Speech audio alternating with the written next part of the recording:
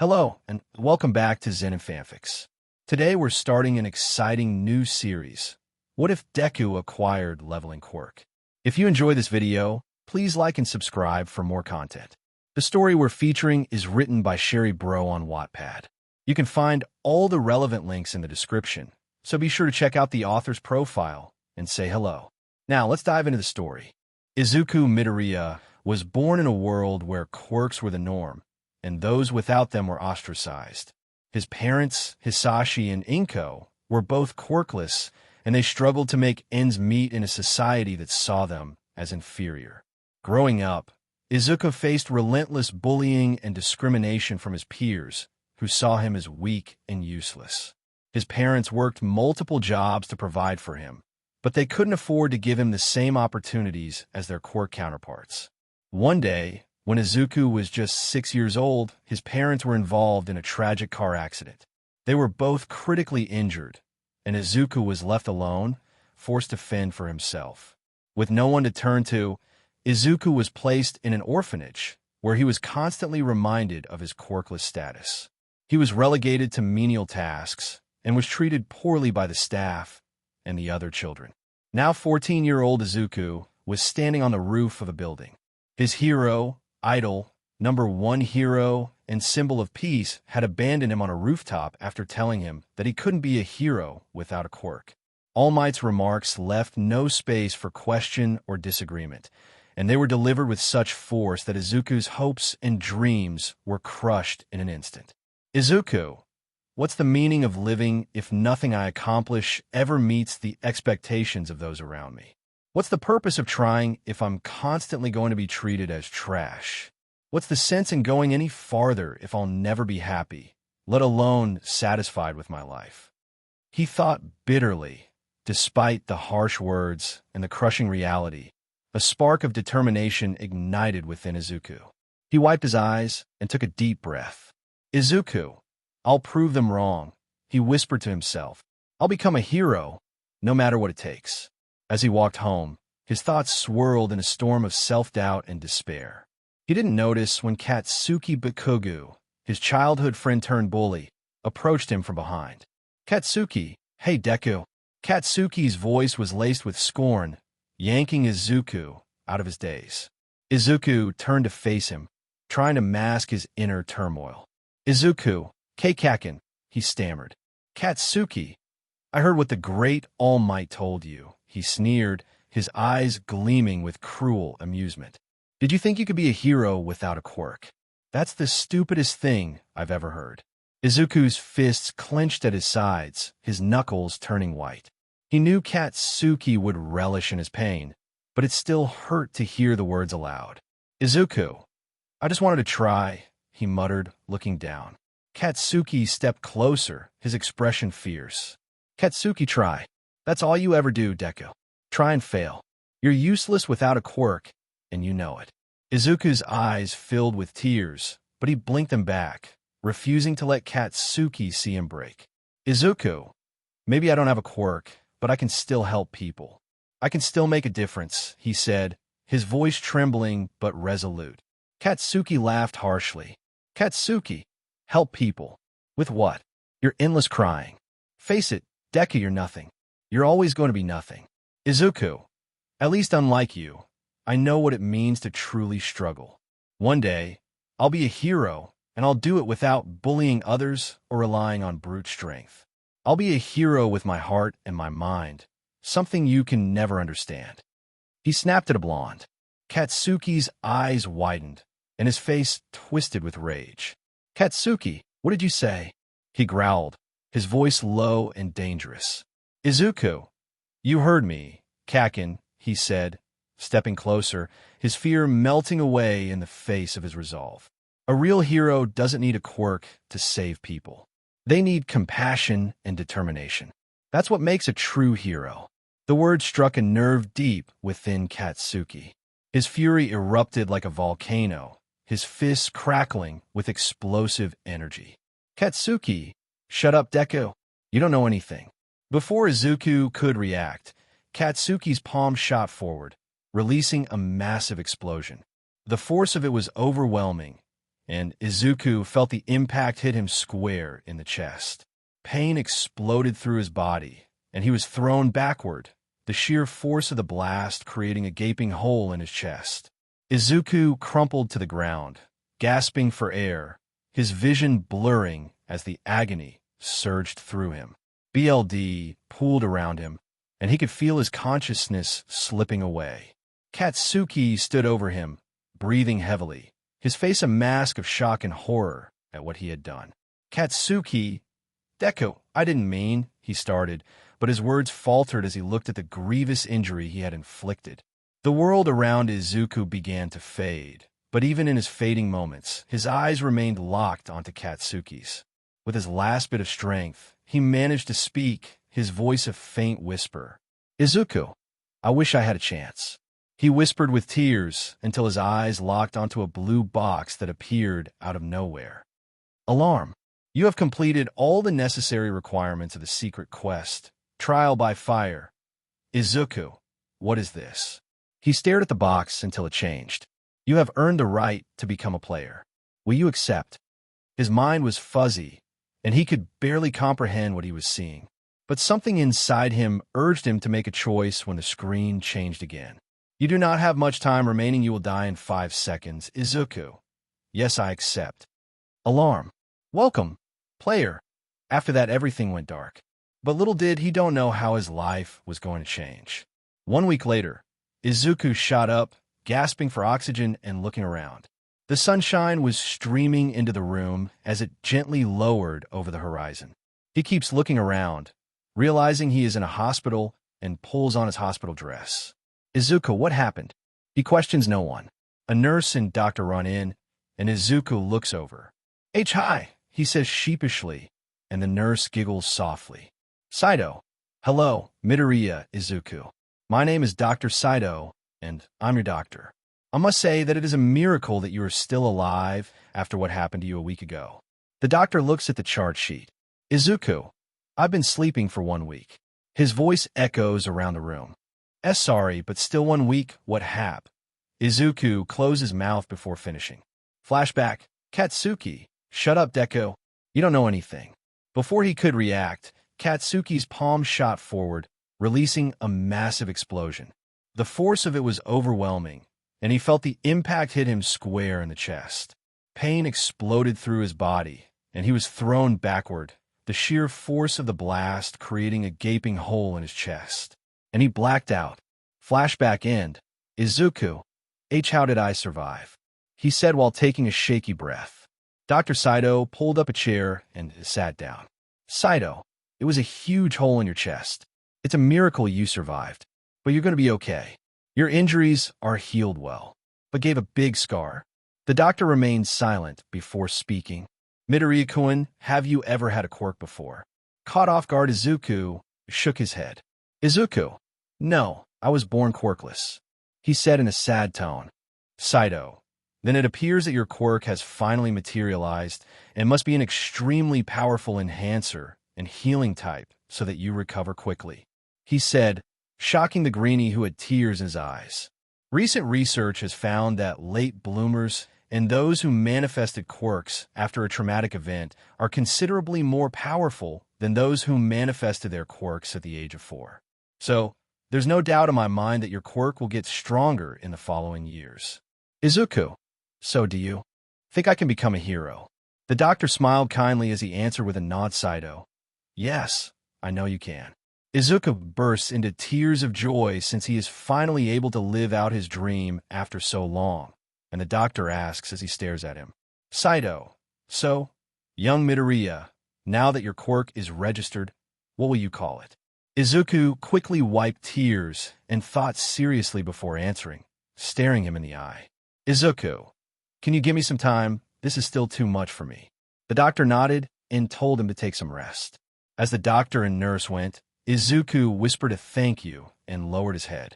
After the door closes, Izuku looks above and notices a familiar blue message. Message, you have unread mail, Izuku. So this is my quirk. They couldn't see it, he muttered, lost in his rapid thoughts. He removes the shirt, revealing no bandages but a huge X-shaped scar along with his old ones. Then he sighs and rubs his eyes. He peeks between his fingers at the box above him, then slowly reaches up, but his hand passes through the screen. Izuku, I guess it's not a touchscreen. He muttered again. Now how do I open it? Then something clicks on his mind. Open mailbox. He said as the screen quickly changed. Message. Welcome, player. Unread daily quest. Preparing to become strong. Has arrived. Unread Izuku. Open daily quest. He said smoothly. Alarm. The system will help the player's growth. Alarm. If he fails to obey the system's orders, there may be a penalty. Alarm. Your starter reward has arrived. Accept or decline Izuku. Accept. As soon as Izuku said that, there was a flash of blue light that lit up the room. When the light died down, he couldn't help but marvel at the sight. In his hand, there was a peeling sword. Izuku, it's appealing, he whispered in awe. When he tries to inspect the sword, a blue screen of menu pops up. Sword of Omen, item rank, type, sword durability, unbreakable description. The Sword of Omen is a legendary blade of amazing power, respected in the past. This weapon, created in the center of a dying star and infused with the Eye of Thundera, combines both power and magic. The sword also has a second form, a peeling, deadly dagger that keeps the blade's heavenly abilities. History. The Sword of Omen, wielded by the ancient hero who destroyed the darkness, is searched by many but held by only one. Its power is claimed to be connected to the wielder's heart, responding to their will and increasing their resolve to fight. Abilities. Abilities are currently locked. Transformation. The Sword of Omen can transform into a dagger, retaining all its abilities and adapting them for close-quarters combat. The transformation is instantaneous, allowing for seamless switches between forms during battle. Stats. Dagger mode. Damage. Attack speed. Critical hit chance. Special effect. Stats. Sword mode. Damage. Speed. Critical hit chance. Special effect. Warning.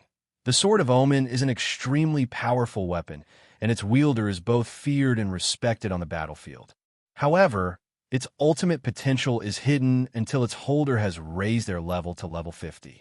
Otherwise, it is practically useless. Izuku's eyes widened in disbelief. Izuku, level 50. But how do I? He was interrupted when the screen changed. Message, daily quest. Preparing to become strong has arrived. Unread, Izuku. Check. He watches as the box changes once more into an even bigger box. Quest directions. Daily quest. Getting ready to become powerful. Goal. Incomplete. Push-ups 0 out of 100. Incomplete. Curl-ups 0 out of 100. Incomplete. Squats 0 out of 100. Incomplete. Running 0/10 km. Warning. Failing to complete this daily quest will bring a punishment associated with this quest. A clock was at the bottom of the message while Izuku read through the quest. Izuku's face is set in determination. Izuku, if I want to become a hero, I can do this. No, I have to do this, he said and put his sword in his inventory. He dropped to the ground, assuming the push-up position. Izuku, 1, 2, 3, he counted aloud.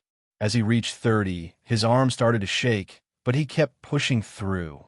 40, 50, 60, each number was a testament to his determination. After what felt like an eternity, he finally reached 100. Panting, he collapsed on the grass, staring up at the ceiling. Izuku, okay, next is curl-ups, he said, trying to catch his breath. He sat up and started his curl-ups, his core burning with each movement. 1, 2, 3, sweat began to pour down his face, but he didn't stop. He knew he couldn't afford to fail. Halfway through his curl-ups, he muttered to himself. Izuku, remember why you're doing this, Izuku. You want to be a hero. For your father. Your mother. You need to be strong. Finally completing the 100 curl-ups, he groaned and rolled onto his back, staring up at the ceiling once more. Izuku, no time to rest, he reminded himself. He stood up shakily and began his squats, counting each 1 inch. 1, 2, 3. The rhythm of his movements became a mantra, blocking out the pain. By the time he finished his squats, his legs felt like jelly. Izuku, last one, he whispered as sneaked his way from the hospital. Running. He He started a slow jog around the park, gradually picking up the pace. His lungs burned and his legs screamed in protest, but he kept going. Izuku. For kilometers down, 6 more to go, he panted. As he reached the 8-kilometer mark, he could barely keep his eyes open. But he pushed himself to continue, the thought of failing and facing punishment fueling his determination. Finally, after what felt like an eternity, he completed the 10 kilometers. He stumbled to a stop, hands on his knees, gasping for breath. Izuku. I did it, he whispered, a smile of pure exhaustion and triumph spreading across his face. I really did it. Collapsing onto the grass, Izuku looked up at the sky, his body aching but his heart filled with determination. Izuku, if this is what it takes to become powerful, then I'll do it every day, no matter what. Izuku staggered back to his hospital room, every muscle in his body screaming in protest. He was drenched in sweat, his clothes sticking uncomfortably to his skin. He was so tired he didn't check the reward box. With a relieved sigh, he collapsed onto the hospital bed, feeling the cool sheets soothe his aching body. As soon as he lay down, the door to his room creaked open. Dr. Saito walked in holding a clipboard. He raised an eyebrow at Izuku, noticing the boy's exhausted state. Saito, back from your training, I see, he said, his tone a mix of concern and curiosity. You're just back from death. You really should take it easy, you know. Izuku managed a tired but determined smile. Izuku, I can't afford to take it easy, doctor. I have to get stronger, and I think I've finally decided on a name for my quirk. Dr. Saito sat down in the chair next to the bed, his interest piqued. Saito, oh, and what name have you chosen? Izuku took a deep breath, summoning the last of his strength. Izuku, Ready Player One. I want to call it Ready Player One. The doctor looked at him thoughtfully. Saito, that's an interesting choice. Why that name? Izuku's eyes lit up with passion, despite his fatigue. Izuku, because it is like a game where I have to complete quests to level up and get stronger. Each day is a new challenge, a new quest that brings me closer to becoming the hero I want to be. He half lied, because he didn't know its full potential. Dr. Sato smiled, nodding slowly. Saito, I see. It's quite fitting, considering how hard you've worked today. Izuku nodded vigorously. Izuku, exactly. Every quest, every task I complete, it's like leveling up. It makes me stronger bit by bit. The doctor stood up, placing a reassuring hand on Izuku's shoulder. Saito, well, Midoriya, just promise me you'll take care of yourself too.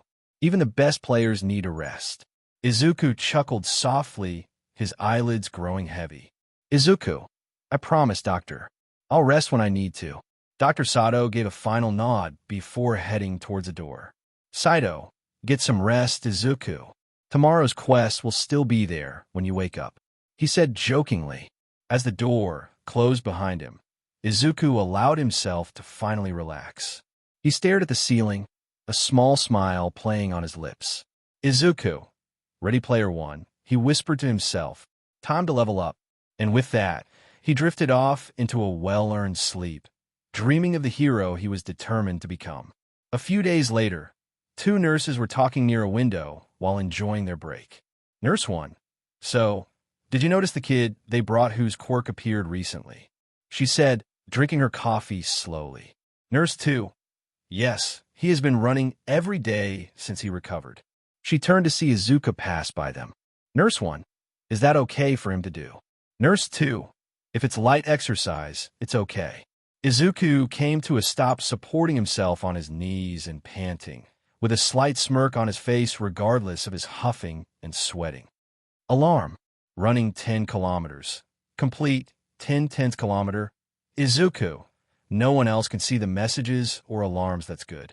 He decided to mess around with his quirk before he went back to school. I wonder what will happen if I don't complete daily quests, he said before shrug, who knows.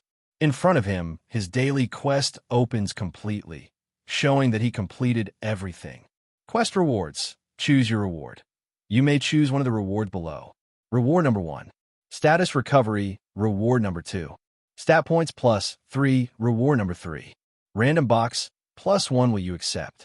Accept or reject Izuku. Accept status recovery. He stood up straighter as golden lights enveloped him like magic, allowing him to breathe normally again. He didn't feel fatigued anymore. Magic that eliminates fatigue after exercising seems like cheating, he whispers to himself while chuckling before sitting down on the bench. Izuku extends his hand as the box appears within it. He could boost any of the character's stats at will, as long as he got stat points. Some stats are changed. Status name: Izuku Midoriya level, 1 class, none alias, none HP, 200 MP, 150 strength, 16 vitality, 10 agility, 10 intelligence, 10 sense, 10 fatigue, 0 remaining points. 3. Izuku. I gain strength as my stats grow, of course. Greater levels would do the same. A soft sigh escaped from his mouth as he spent all points in strength.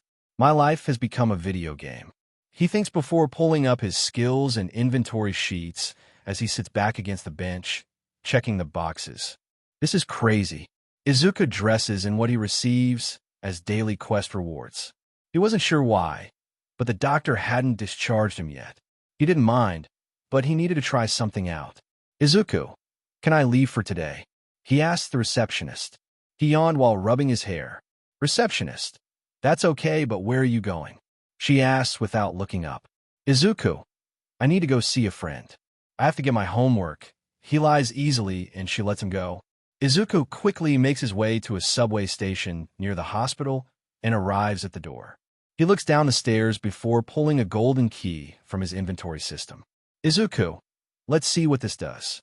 The random box from that morning gave him a key that instructed him where to go. Dungeon key, item rank, common type, key description. A key that allows you to create an instant dungeon. You may use this in the third entrance of XX location XX. Izuku, a key that unlocks an instant dungeon. Yeah, this feels like a game. He swallows calmly. I guess I should give it a try if this is what my quirk wants. Then I'm way behind in training. Izuku mutters to himself as others walk by, ignoring him as they normally do. He holds out the key and exhales. Izuku, no more running away, no more being weak. The key lights up, and the sound of electricity fills the area around him. Blue light flows from the bottom of the stairs, creating what appears to be a doorway. Izuku goes downstairs and passes through the entrance. Alarm! You have entered the instant dungeon. Izuku took a deep breath before hearing what sounded like cracking. He turned around to look at the blue doorway beginning to transform into a wall. And a new message appears. Alarm! You cannot leave the dungeon. Either kill the boss or use the return crystal. Izuku's heart raced. Izuku, there's no turning back now, he murmured to himself. I have to kill the boss and complete this dungeon to get out. A loud howl echoes from the depths of the passageway, and Izuku shakes his head before rising straighter. He walks forward, fists clenched at his side. The flickering lights above him and the shattered sidewalk gave the subway station a menacing atmosphere. Izuku, all right, Izuku, he muttered to himself, you've faced worse. It's just an abandoned subway station. Izuku looks around and notices grass spreading between the cracks. As Izuku approached a turning point, all of the store gates were closed and locked in place. Suddenly, a hissing growl comes from the left.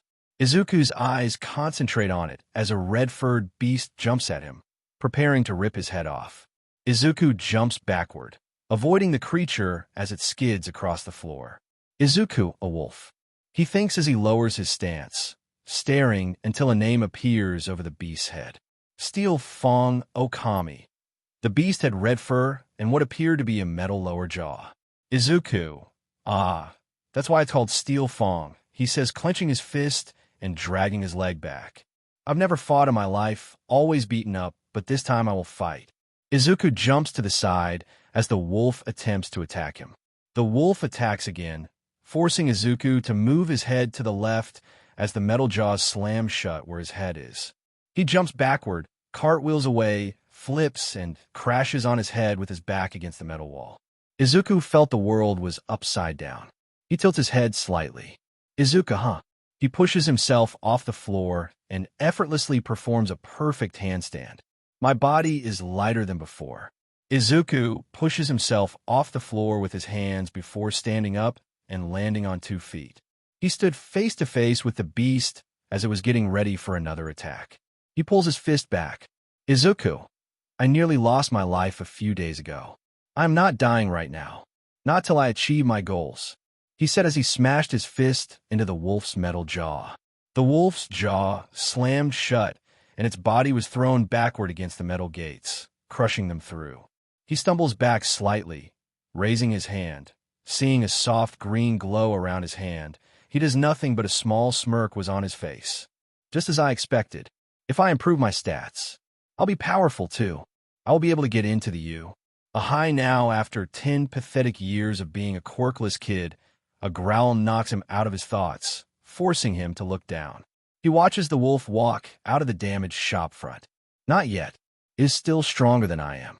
Zero, he thought angrily as the wolf charged towards him. Izuku rushes forward, meeting the wolf and punching the beast as many times as possible without being captured in its teeth.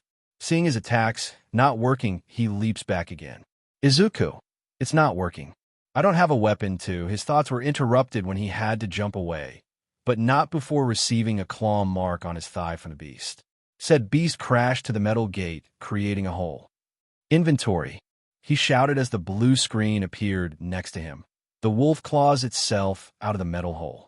Izuku scans the weapons page, noticing 2 sword icons. His hand rapidly reaches into the screen, grabs the second one's handle, and pulls the weapon out. Izuku, my second reward from the other day. If I can't wield the Sword of Omen yet, I'll use an ordinary one. He spoke as a simple blade appeared from the screen. Steel blade, item rank, common type, sword attack. Izuku didn't have time to check his numbers when the wolf attacked him. He swings in a forward motion, chopping the beast in half with the animal's forward momentum. Its body lands behind him, splattering BLD across the walls. Alarm. You have defeated this Steel Fang Okami. Alarm. You leveled up. Izuku exhales, holding the sword in front of him. An unknown sound causes him to look down the hallway, where 2 more names appear next to each other. Red eyes scan the darkness that surrounds the beast he just killed. Izuku, you want me dead? So come and get me. He yelled and pulled the blade up, only to find that the sharp end of the sword was stuck in the floor. I didn't swing that hard, did I? He grabs and pulls with both hands as he hears the steel fangs coming towards him. Oh, come on. He shouted as the wolves came close and jumped at him. Izuku shouts in rage as he rips the sword from the stone and cuts into the air in a matter of seconds. The first beast was just cut on the side.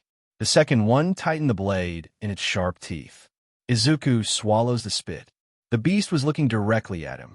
Izuku immediately brings his knee up, hitting the creature's chest and sending it into the air. Izuku removes the blade from the wolf's mouth and cuts it in half. The first wolf stares at its partner before focusing on Izuku, who stands up straight. Izuku, you monsters are a bunch of weaklings. Even Katsuki could probably take care of you, he remarked, seeing the beast lower itself and disappear into the shadows. Only red eyes remained before it vanished too. Izuku pulls up his stat sheet, seeing that each state level has increased by 1. He also unlocks the skills faction. Status name, Izuku Midoriya level, 2 alias, none HP, 200/205 MP, 175 strength, 20 vitality, 11 agility, 11 intelligence, 11 sense, 11 skills, passive muscularity, 1 active sprint, 1 fatigue, 3 remaining points, 1 Izuku. I already gave all of my points to strength, even so. Every time I level up, each stat increases by 1. He rubs his chin, staring at the blue screen in front of him. Clearing the daily quest gives me 3 stat points, and leveling up increases all stats by 1. I received a total of 5 points. Izuku took a deep breath, doing his best to keep the information in order because he didn't have his notebook with him. Izuku, monster hunting and leveling are more effective ways to obtain stat points. How much stronger do I get per stat point? He questioned himself. Wait, are my stats balanced? Izuku stares down at the two bodies of the monsters who attacked him. He approaches them and carefully touches the jaw, then grabs one of its teeth and pulls it out. It shows information on it. Raiken's Fong, item rank, none type, junk description, a large and sharp Fong of a Raiken. Note, you can keep it in your inventory or sell in the store. Izuku, there is even a store here. As he speaks, the store screen appears next to him while he is kneeling over the dead creature. He presses the buy button, but the system notifies him that he is not of high enough level to purchase from the store. Okay, new players can't use this function, then what about selling? He presses the sell button before pressing S. 20 gold. I'm not sure how much it's worth because it's not cash. This is a dungeon. He sighs before standing. I can't leave till I've killed the boss. I always have the return crystal, but I don't think I can return it if I use it. He grunts at the complexity, yet a smirk spreads across his face. This is my quirk, the way you think now, Kaken. He looks at the blade as BLD runs down it, but he does not feel sick or scared. Instead, he feels determination. I can do this. A low growl can be heard at the end of the hallway going into the station's deeper levels. Izuku turns around to see a lone wolf with crimson eyes glaring at him. Then multiple crimson eyes appear behind the visible wolf. They all start moving towards him. He strengthens his grip on the blade and stares at each of them. Izuku, there's nothing to fear, he says aloud while holding the blade. I'm pretty sure I already died once before. He lunges forward at the same time as Okami. Izuku begins to attack, mixing green and blue with each attack, slicing through one wolf after another. A wolf appeared behind him, biting his jacket. He instantly slashed backward and killed the wolf. Izuku, I will not die that easily. He glares at the wolves in front of him. So, all of you should fight harder, or else I'll feel bad, he said as his eyes glowed blue before he attacked with fury. The entire world is meant for fighting. He kills 3 wolves before slaughtering more. Alarm.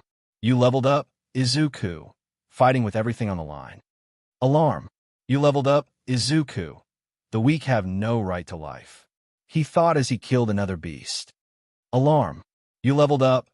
A wolf attempts to bite Izuku's arm, only to be sliced in half. Izuku. Only the strongest will survive. Alarm.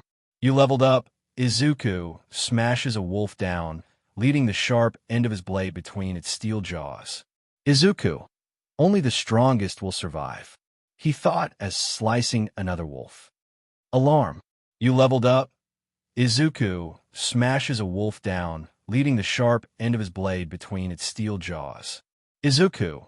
If I die today, I will never be a hero. I'll never save anyone. He walks towards the monsters, pulling the blade out of the one he killed. I'm not going to keep my head down like a weakling anymore. He swings the sword in front of him before gripping the handle with 2 hands. If I can get stronger, I will follow these rules. Get there. He yells and dashes forward, sword back, ready to attack. A few moments later. Alarm. You leveled up. The hallway was filled with the corpses of the beasts he had killed. BLD sprayed on the walls and ceiling. As he moved closer to the station, BLD sprayed across his neck and face. He steps into the wide space where the gates are. He twists his head to see a wall of darkness and crimson eyes. Waiting for his BLD, Izuku turns to face them, breathing out calmly. Alarm. You have unlocked a new skill, Kaioken. Kaioken, skill type, power-up skill description. The Kaioken is a powerful power-up technique that temporarily increases the user's powers, doubling their stats for a limited time. Abilities. Stat boost. When activated, Kaioken doubles the user's stats, including strength, speed, agility, and endurance, making them significantly more powerful and resilient. 2. Enhanced combat. The sudden rise in power strengthens the user's combat abilities, allowing them to unleash destructive blows and with lightning-fast speed. Dominate opponents. Stats boost. Strength, x2 speed, x2 agility, x2 endurance, x2 mana/stamina consumption. 200 warning. Overuse of Kaioken may cause serious physical injury, mana depletion, and even temporary loss of consciousness. Izuku, A skill that could increase my stats in exchange for stamina and mana. Yeah, I will use this technique as a last resort, he said as he closed the menu and opened inventory. 34 wolf fangs, 2 worn daggers, traveler's clothes, and hearthstone, aka the return crystal. He mutters as he looks at his inventory. That was more than I expected. Hearthstone, he said as the stone appeared in his hand with a blue glow. Should I just go back? Izuku analyzes the stone before placing it back in the inventory. Izuku, no, there's no guarantee that there will be another chance to get stronger this easily. The random box gave me the key to become stronger. There's no way I'm losing the opportunity. He continues to walk over dead beast bodies, scanning the area carefully.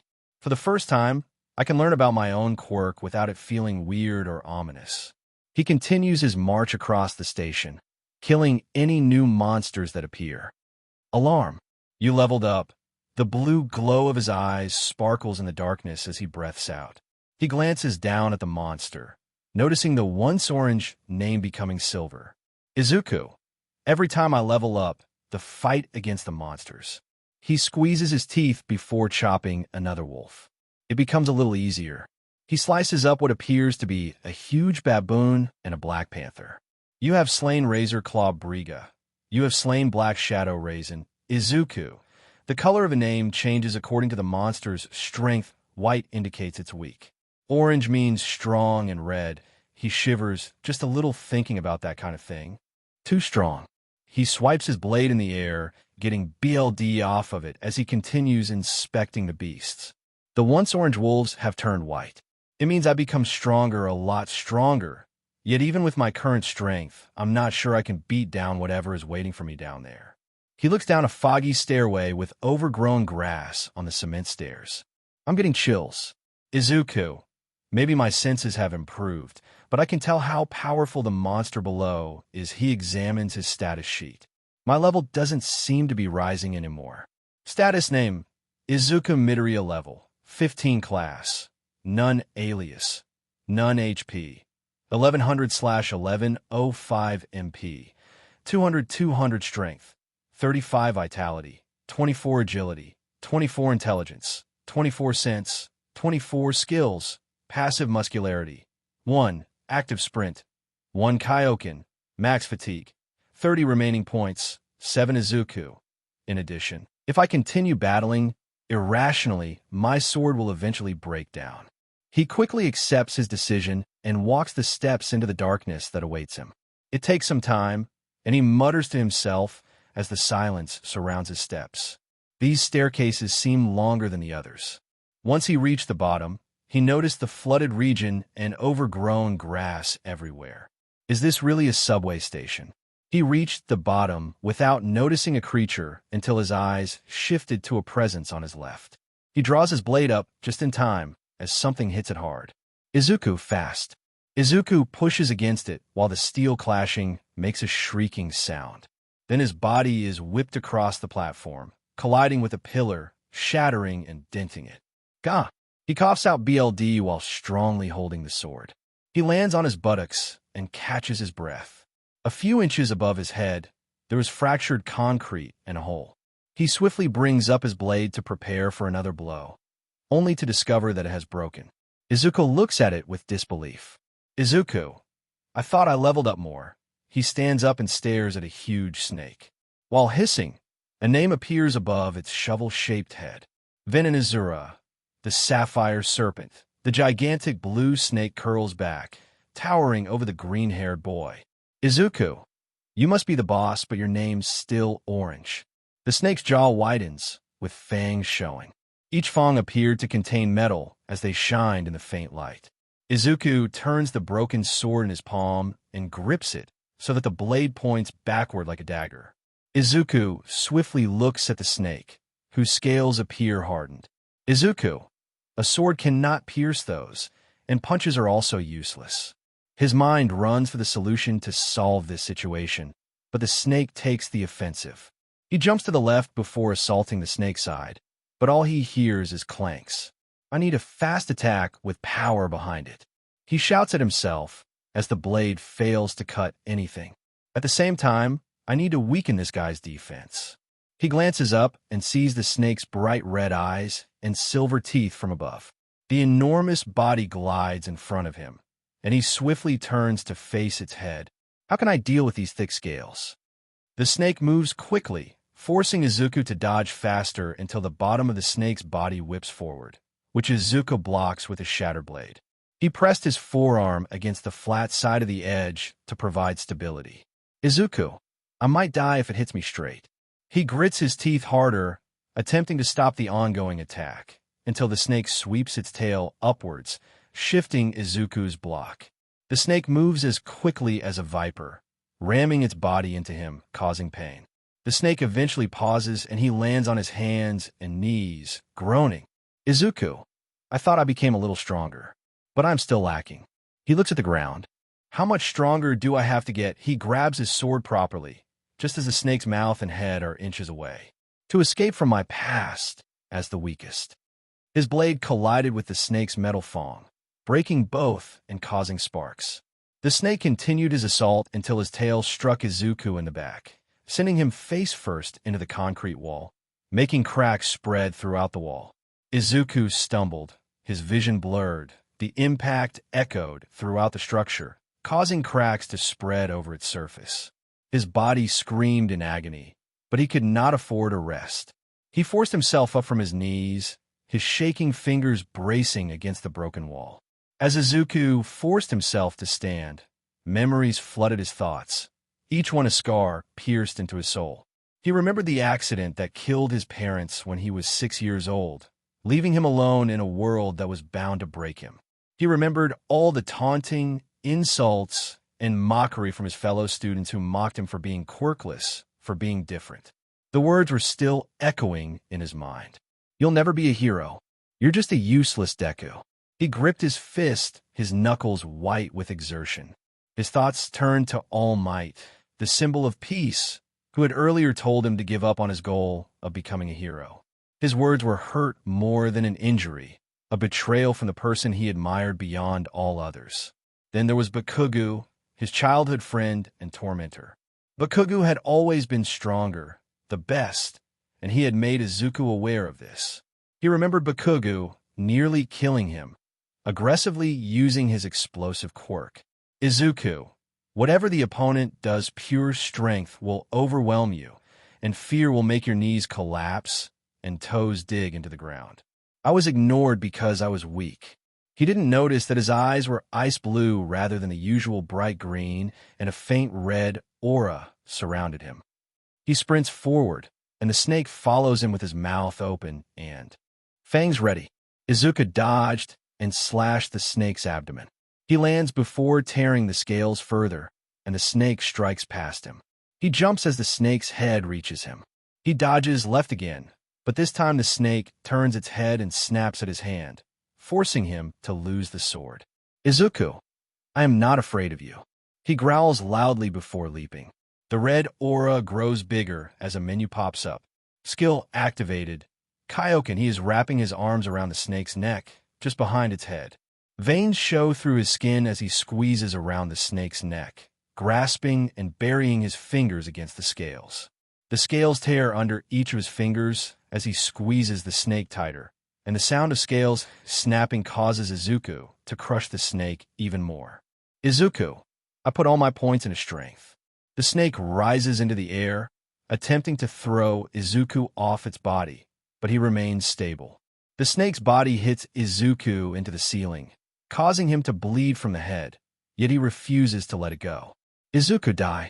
The snake starts spitting out BLD as his fingers and arms destroy the scales around it by crushing the snake's neck. Alarm! You leveled up, you leveled up, you leveled up. Izuku stood over the fallen serpent, his chest soaring from strain as he tried to catch his breath. Despite the pain and fatigue, he let out a laugh full of pride and victory. He'd done it. He had demonstrated his strength, not just to the world, but also to himself. Alarm! You have slain Venonazura, the sapphire serpent. In the middle of nowhere, in a distant, shadowy place, a raven-haired figure stood beside a window, staring out at a night landscape. The room was mildly lighted, and the shadows seemed to dance around him, attracted to his presence. A shadowy person appeared behind him, kneeling respectfully. He was one of the most faithful and powerful shadows, bowing his head low. How was his progress? His voice was soft, but it carried the weight of command. The shadow lifted his head slightly, his glowing red eyes meeting his. Shadow. The raven-haired man's lips curled into a smirk, a rare expression that hinted at his satisfaction. Good, he murmured. He's making good progress, then. He walked away from the window, already thinking about the next steps in his complex planning. We will meet soon. Shadow. With that, the shadow soldier vanished into the darkness, leaving the raven-haired guy alone with his thoughts. He had been watching Izuku for some time, impressed by the young hero's potential and the difficulties he had encountered. Their paths were bound to cross, and he was curious to see how Izuku would handle the trials that were ahead. As he stood in the dark light, a sense of purpose filled the space. The world was huge, and the forces at work were more powerful than anybody could understand. However, certain threads in this huge fabric were meant to come together, and when they did, the consequences would be felt far and wide. Then his smile widened into a grin, his determination fueled by the hope of what lay ahead. Soon, Izuku Midoriya. Soon, we shall see what you are truly capable of, he said as his eyes glowed blue. Izuku was still in his hospital room, performing sit-ups because he had nothing better to do than his daily quest. His hair covers his eyes, and his hands lay on the back of his head. After killing the boss, he got a new dagger from the boss, as well as his stats raised. Status name: Izuku Midoriya level, 18 class, none alias, none HP, 2520/2520 MP, 375 strength, 48 vitality, 28 agility, 28 intelligence, 28 sense, 28 skills, passive muscularity, 2 active sprint, 2 Kaioken, max fatigue, 3 remaining points, 13. The once tiny, frail-looking green-haired boy now resembled a work of art. Each muscle was defined and appeared to be cut specifically for his physique. Sweat rolls down his abdomen. He stands up and shifts the slide-out bed beneath the main hospital bed before beginning his push-ups. A constantly growing puddle of sweat forms beneath his torso. The baby fat that used to puff up his cheeks was gone, as were his weak but noodle arms, as Katsuki would say. Today is the day he will be discharged from the hospital. As he was doing push-ups, his thoughts were reflecting his past. He had once been known as the quirkless boy, the weakling who idolized heroes despite lacking any special abilities himself. But today, everything was different. Today, he is no longer quirkless. After doing his daily quest and changing his clothes, he goes to the doctor's room.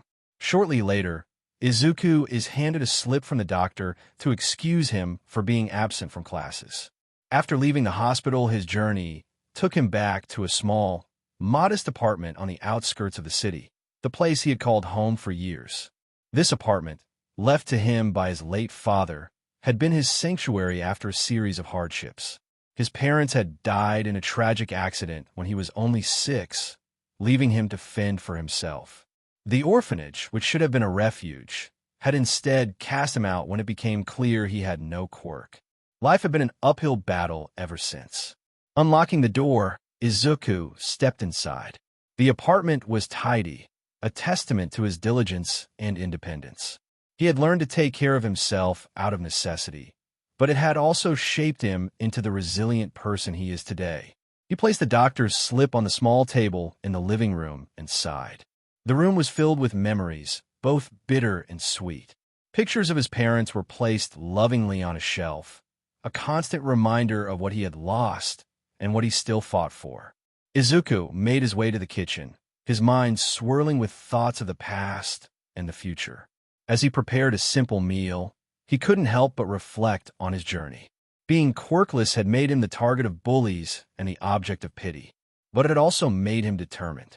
With the meal ready, he sat down at the small dining table. He ate slowly, savoring the food and the moment. For the first time in a long while, he felt a sense of peace. He is no longer the quirkless boy who had been abandoned and overlooked. He is Izuku Midoriya, the owner of Gamer Quirk, and his journey is just beginning. After finishing his meal, Izuku cleaned up and headed to his bedroom. He lay down on his bed, staring at the ceiling. His mind wandered to his parents, wondering if they were proud of him. He hoped they could see him now, hoped they knew that despite everything, he had not given up. Sleep came slowly, but it was peaceful. Izuku dreamed of a future where he stood among the greatest heroes, not just as an observer, but as one of them. The path ahead was uncertain and filled with challenges, but for the first time in his life, Izuku felt ready to face them head-on. The next day, Izuku yawned since his fluffy green hair is a mess, and he packs his bags for school even though he doesn't want to attend. He did his daily quest, then cleaned up by taking a shower and cooking breakfast by himself. He started working out for his goals and developed a healthier diet. After finishing, he prepares for school. The corridors of Alder Middle School were filled with whispers and sidelong stares as Izuku quickly made his way to his classroom. He'd observe a shift in how others saw him after the incident that changed him. Now, holding a slip, he pushed open the classroom door. As Izuku entered the classroom, everyone turned to look at him, but his expression remained cold and firm. His once plain appearance had transformed. His eyes were sharper, his body language more confident, and his attitude colder. Whispers spread like wildfire throughout the room. "Is that Midoriya?" One student murmured, "No way. He looks completely different," another whispered. Izuku walked slowly to the front, where a pig in the name of being teacher was sitting at the teacher's desk. He handed him the slip without speaking. "Pig, what is this?" he asked, still taken aback by his changed look. "Izuku, it's the excuse the Quirk specialist told me to offer you for being late," he said coldly, making everyone flinch. Then they bombarded him with questions. "Do you actually have a quirk? What's your quirk? What does it do? Is it strong? Is that cool?" The teacher raised her hands, trying to quiet the students. "Pig, settle down, everyone. Let's give him a chance to explain." He turned to Izuku, his eyes narrowing slightly. "I think we would all like to hear about your quirk, since you didn't have one before." "Izuku, I'm not going to tell you the name of my quirk," he said, his gaze swept across the room, his eyes cold and hard. "But I can tell you this, it's strong. And if any of you try to stop me from becoming a hero, I'll make your life hell." A shocked silence followed his words. For years, Izuku had been the target of their bullying, the quirkless boy they all looked down on. Now, he stood before them, not as a victim, but as someone to be reckoned with. Some of his classmates shifted uncomfortably, feeling a shiver run down their spines at the brutality of his words. A few boys who had been quick to ask questions wisely fell silent, sensing the change in his demeanor. On the other hand, some girls couldn't help but blush at his newfound confidence and attractiveness. The pig regained his composure and said, "Pig, thank you, Midoriya. Let's all get back to our work." Izuku took his seat, ignoring the comments and stares. As he sat down, his classmates continued to talk among themselves, giving sneaky stares in his direction. "Did you see how cold he was?" One boy whispered to his friend. "Yeah, it's like he's a completely different person," the friend replied. "I never thought I'd see the day Midoriya would talk to us like that," another student added, shaking her head in disbelief. Some of the girls in the class were blushing, stealing shy glances at Izuku's new, confident appearance. "He looks kind of cool now," one of them giggled, nudging her friend. "I know, right? Who knew he had it in him?" Her friend replied, her cheeks tinged with pink. Among those reactions, Bakugo sat at his desk, an eruption of emotions storming inside him. He tightened his hands, his jaw tight with a combination of rage, relief, and shock. Anger because Izuku had somehow acquired a powerful quirk and dared to look down on him. Relief because, despite everything, Izuku had survived his deadly blast a few days earlier. He was shocked by Izuku's new appearance and manner, which was a far cry from the shy, quirkless Deku he had always known. As Izuku sat down, Katsuki couldn't contain his thoughts any longer. He leaned forward, his voice low but intense. "Katsuki, you think you're hot SHD now, Deku, just because you finally got a quirk." Izuku's gaze flickered to Katsuki. His eyes were cold, mixed with determination. "Izuku, I'm not here to prove anything to you, Kakin," he replied, evenly. I've always aimed to be a hero, and now I have the power to make it happen. Katsuki gritted his teeth and tightened his hands even further. His mind was in confusion, so he did not answer immediately.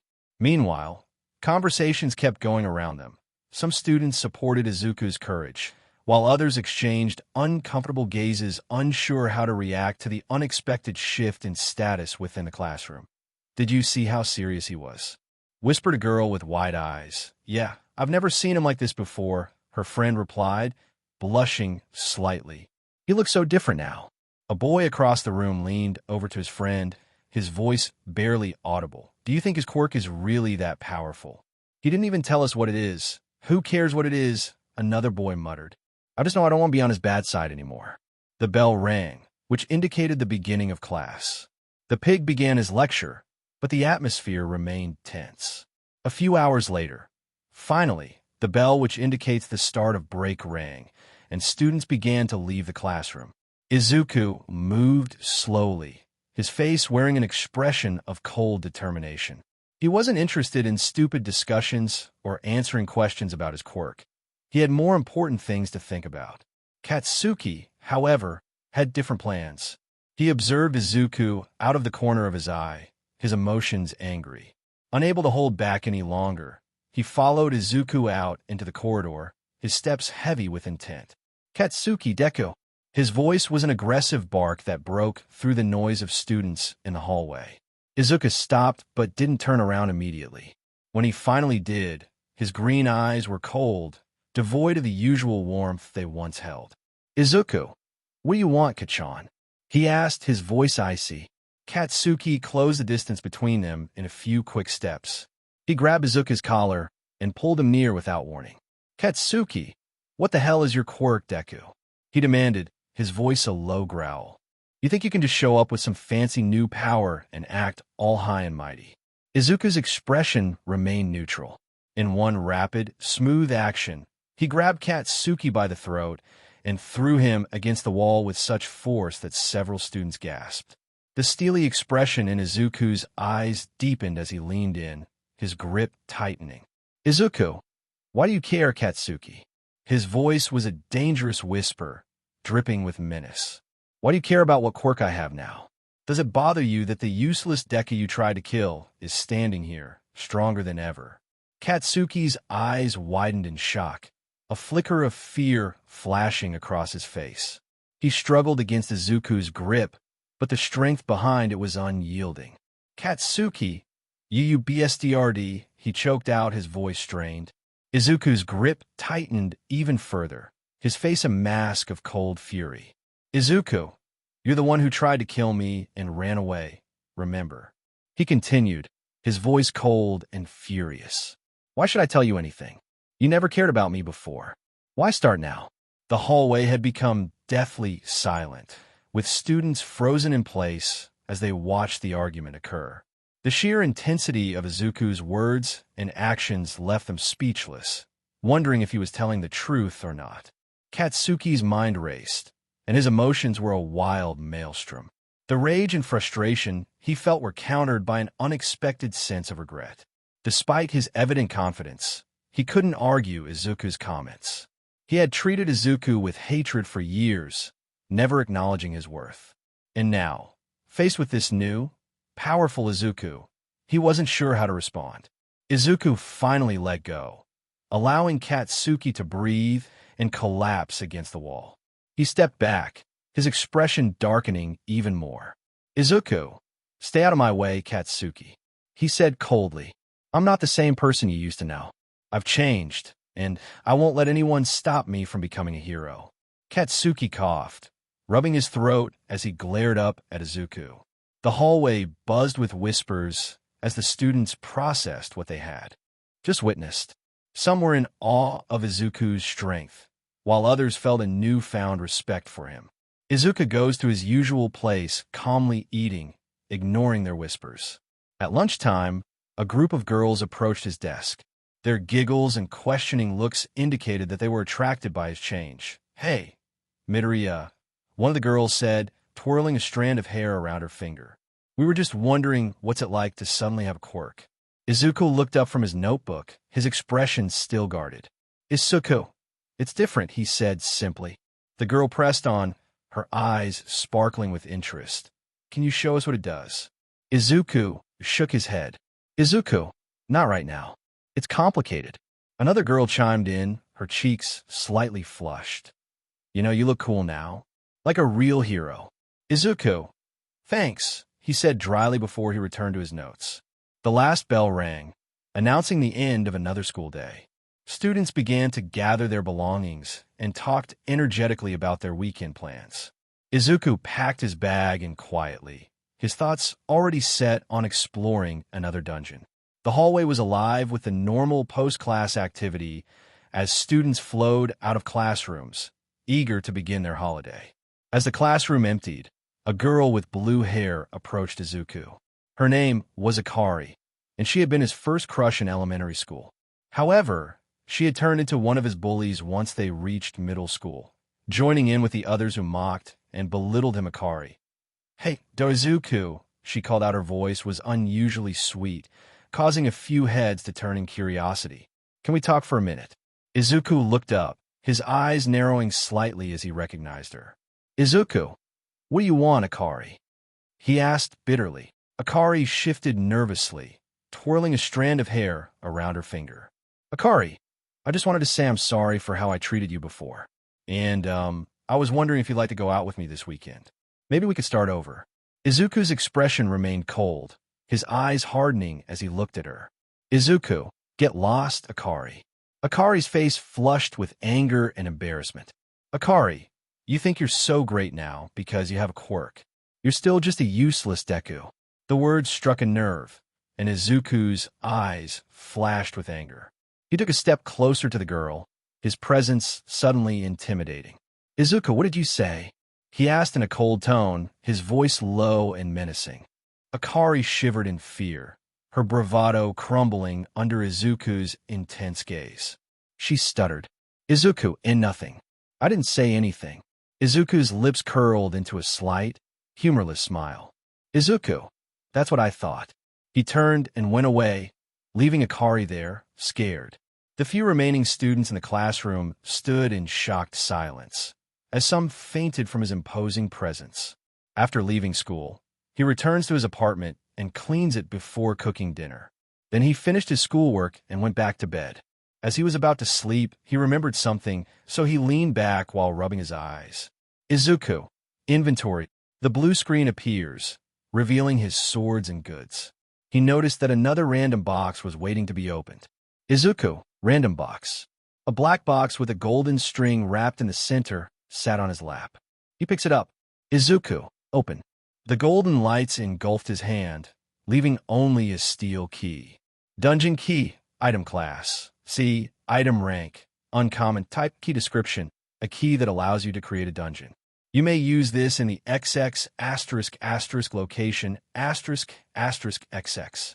Izuku couldn't shake the uneasy feeling as he continued planning his solo expedition. The stakes were high, and the unknown loomed large in his mind. Yet he was determined. Izuku, 2 hours and 42 minutes by car, he muttered, burying his face in his hands. I could do that tomorrow. Is the weekend. I'll take a bus. Get there in 3 hours. Do the dungeon and make it back. He shook his head, starting to sketch out a plan. This would be a C-class dungeon, though can I solo it? He tapped his chin softly before shrugging. One way to find out, he mumbled as he continued to refine his plan. Once he made a plan, he got some sleep, knowing he would need it for his trip. The next morning, he did his daily quest, muttering to himself, Izuku, I'd rather not want a penalty quest. Wonder what kind of punishment I have to face. Once he finished, Izuku dressed up in cargo pants and his t-shirt with a t-shirt written on it. On top of that, his favorite green jacket with hood. Making his way towards the bus station, he collected his ticket and waited for the bus to arrive. Scrolling through the news feed while he waited, he wondered aloud, Izuku, what kind of monsters will I face inside this new dungeon? And why the heck is it sending me 250 kilometers from home?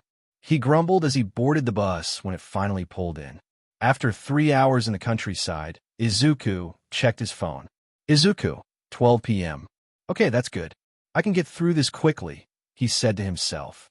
Looking around, he saw the abandoned factory and raised an eyebrow. Why here of all places? He wondered as he jumped the gate, landing smoothly on the other side, without realizing he was being followed. Finding the entrance to the tall, incomplete building, Izuku pulled out his key and opened the gate. A large blue portal sparked to life. Just as he was about to enter, someone snatched him. What the? Izuku broke out of his grip and jumped into the portal. Whoever had grabbed him jumped after him. As they all fell through the portal into a dark cave, Izuku caught a glimpse of the man. Izuku, why are you following me? He asked, staring at the adults who were now grinning. A fire lit up the cavern, revealing the men more clearly.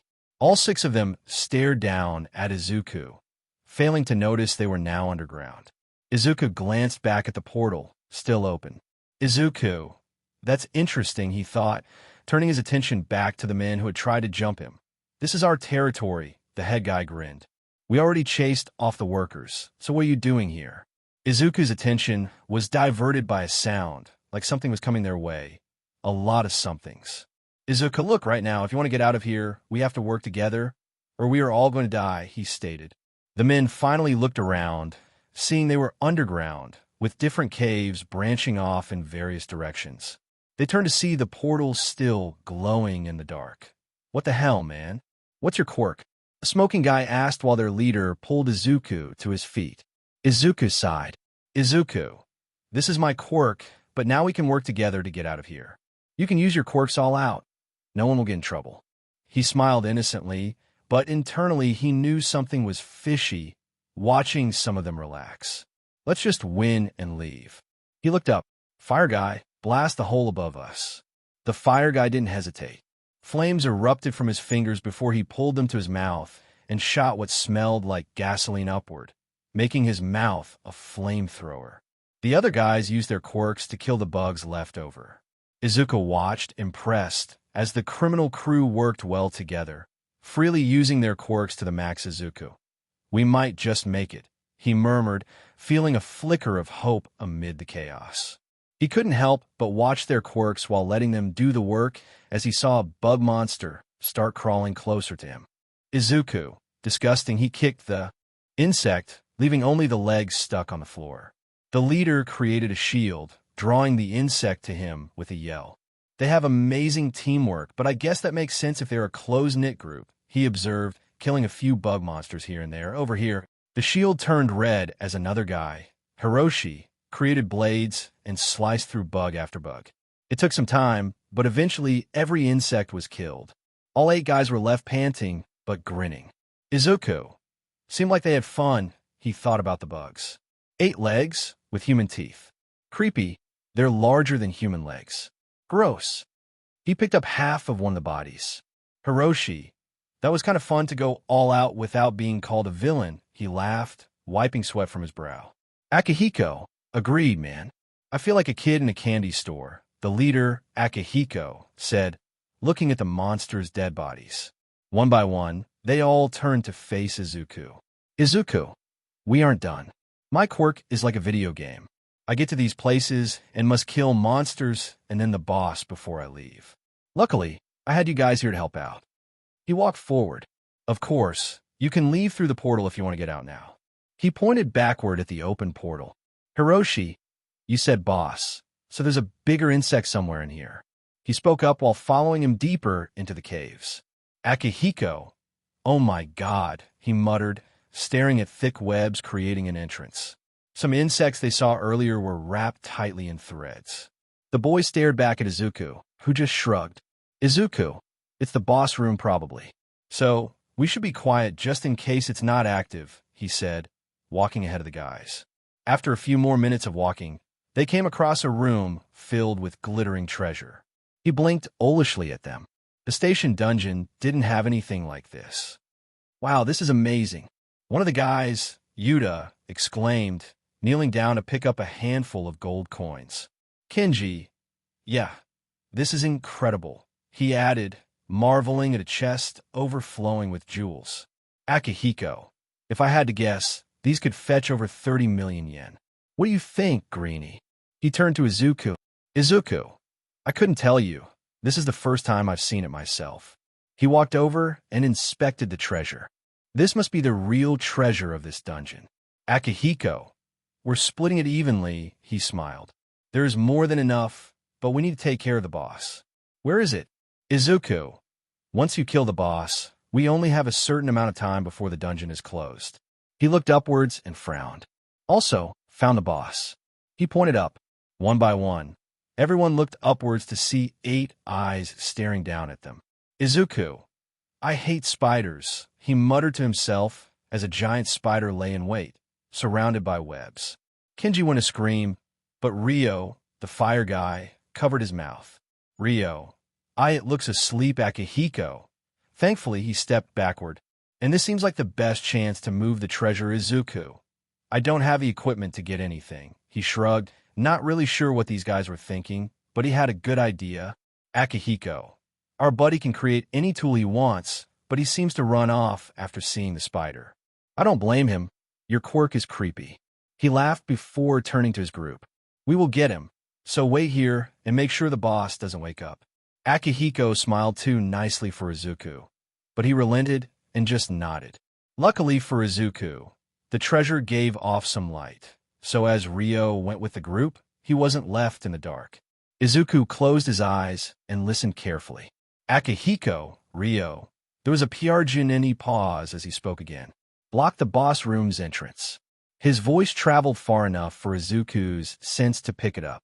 Izuku, greedy, he turned his attention to the giant spider as the explosion made the entrance cave in. Izuku felt a power spike in the room as he looked up, seeing the spider begin to move. He just stared up at the spider as it landed on the floor. Its mouth opened as it roared. Arachner the Devourer, didn't know spiders could do that, he hummed. All 8 of its eyes were crimson red with rows of teeth in its mouth. Looks like it's just you and me now, he said quietly to himself, preparing for the fight. He took a deep breath and activated the skill Kaioken. Instantly, Izuku felt a surge of power coursing through his veins. His muscles bulged and his senses sharpened. The world seemed to slow down around him as his stats doubled, enhancing his strength, speed, agility, and endurance. The spider hissed, sensing the change in its opponent. It lunged at Izuku, its massive fangs dripping with venom. Izuku dodged to the side with blinding speed, feeling the air whoosh past him as the spider missed its mark.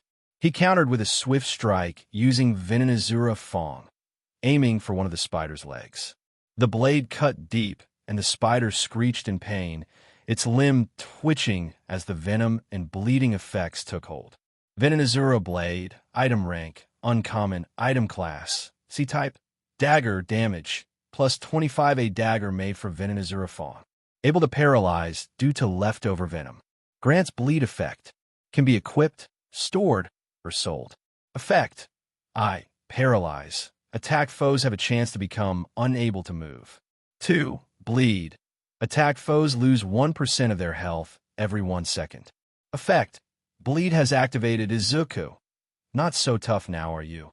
He taunted, his voice steady despite the adrenaline pumping through his system. The spider reared back, its eyes glowing with malice. It spun webs at a furious pace, trying to ensnare Izuku in a sticky trap. But Izuku was faster. He activated Sprint before deactivating Kaioken, for obvious reasons, his movements becoming a blur as he darted around the room, slashing at the spider's legs whenever he saw an opening. Izuku, come on, you oversized bug, he muttered, his eyes never leaving the spider. Let's see what you're really made of. The spider lashed out again, this time using its remaining legs to swipe at Izuku. He dodged and weaved, his agility allowing him to avoid the deadly strikes. With each dodge, he retaliated with precise cuts, weakening the spider further. Just as Izuku thought he had the upper hand, the spider did something unexpected. It reared up and spat a glob of venom directly at him. Caught off guard, Izuku barely managed to shield his face with his arm, the venom burning through his sleeve and searing his skin. Izuku arg. He hissed in pain, stumbling backward. The spider saw its chance and lunged again, but he was ready. Ignoring the pain, he channeled all his strength into one final, powerful strike. Kaioken! He roared, the power surging through him once more. He leaped into the air, the dagger gleaming in the dim light. With a mighty swing, he drove the dagger deep into the spider's head, piercing through its exoskeleton and into its brain. Effect: paralysis has activated. The spider let out a final, ear-piercing screech before collapsing to the ground, its legs twitching in death throes. Izuku landed beside it, breathing heavily, his body aching from the strain of Kaioken and the venom's burn, but he knew something was not right. Izuku, but why don't I level up? Don't tell me. A sudden chill ran down his spine. He realized the fight wasn't over. The spider's body convulsed violently, and it let out a gurgling screech as dark, ominous energy enveloped it. The creature's wounds began to close, and its eyes glowed even brighter. Izuku, you've got to be kidding. Me, he muttered, feeling the strain of Kaioken still weighing on his body. Does this thing have a second form? The spider, now larger and more menacing, shed its damaged exoskeleton, revealing a new, darker shell underneath. It reared up, its legs cracking the ground beneath it, and let out an earth-shaking roar. The treasure around the room seemed to react to the spider's transformation, pulsing with a sinister light. Izuku gripped Venonazura Fong tighter, feeling the weapon hum with power. Izuku, all right, round 2, he said, steeling himself for the renewed battle. The spider lunged forward with blinding speed, its massive fangs aimed directly at Izuku. He dodged to the side, but the creature anticipated his move, slashing at him with one of its front legs. Izuku barely managed to block the attack with his dagger, the force sending him skidding backward. Izuku, can't let it get the upper hand, he thought, activating sprint to close the distance. He darted around the spider, slashing at its legs with Venonazura Fong, hoping to weaken its mobility. The blade's effects were doing their job, paralyzing the spider's limbs and causing it to bleed, but the creature's newfound resilience made it a tough opponent. As Izuku slashed at the spider's legs, he noticed something different about its new form.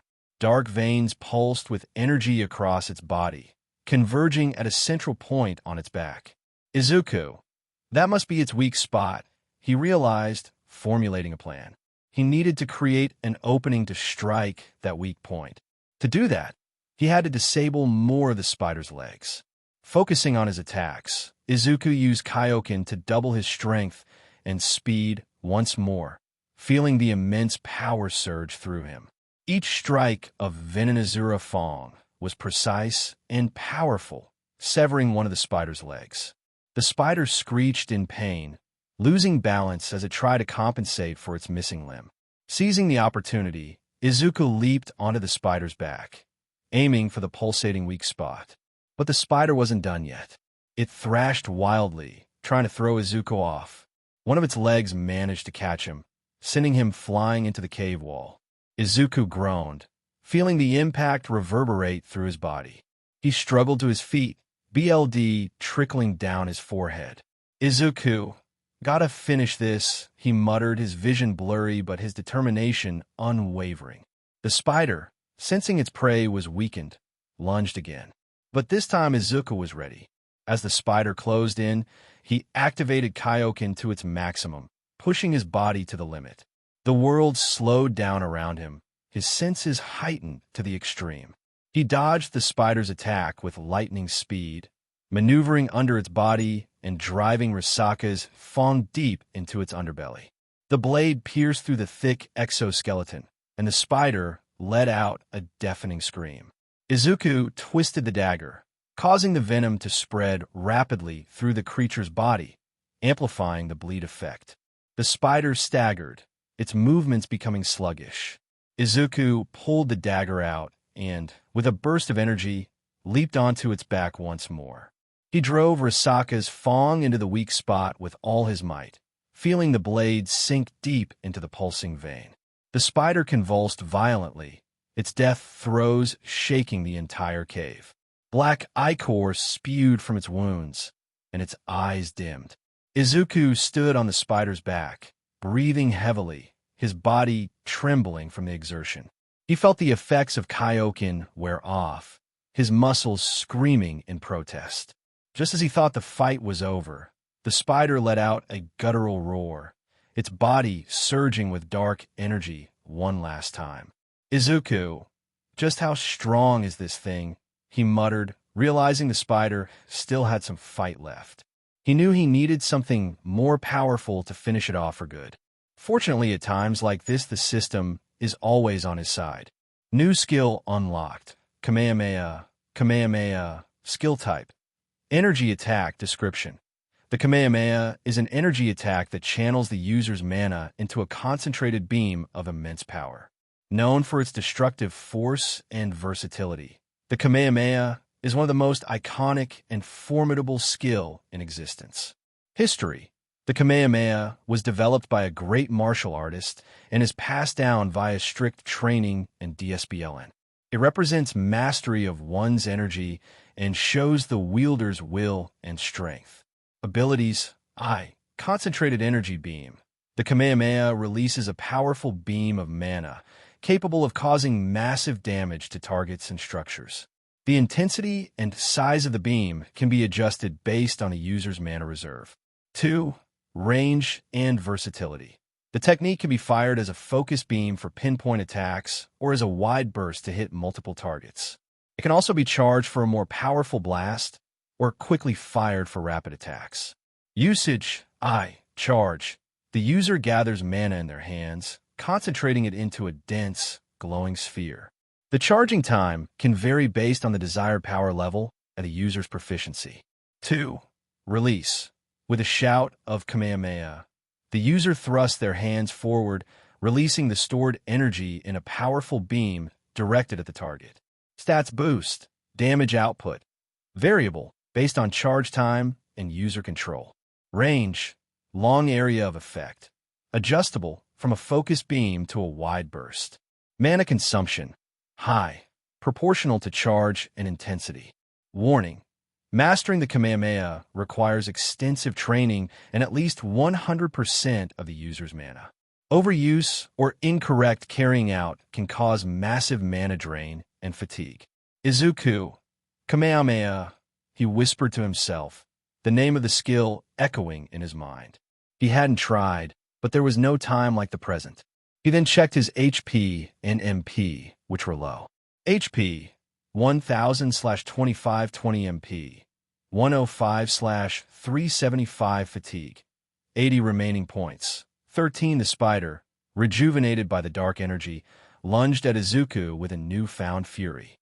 Its crimson eyes locked onto him, venom dripping from its massive fangs. Izuku took a deep breath, focusing all his remaining energy on the technique. He brought his hands together at his side, feeling a surge of power gathering between his palms. Izuku, Kami-Hami, he chanted, and the energy ball became bigger and more strong. The spider was almost upon him, but he stayed strong, waiting for the right moment. As the spider went towards him, preparing to attack, he threw his palms forward, unleashing all of his energy in a blue blinding beam of pure power. The Kamehameha wave shot forth, illuminating the entire cave with its brilliant blue light.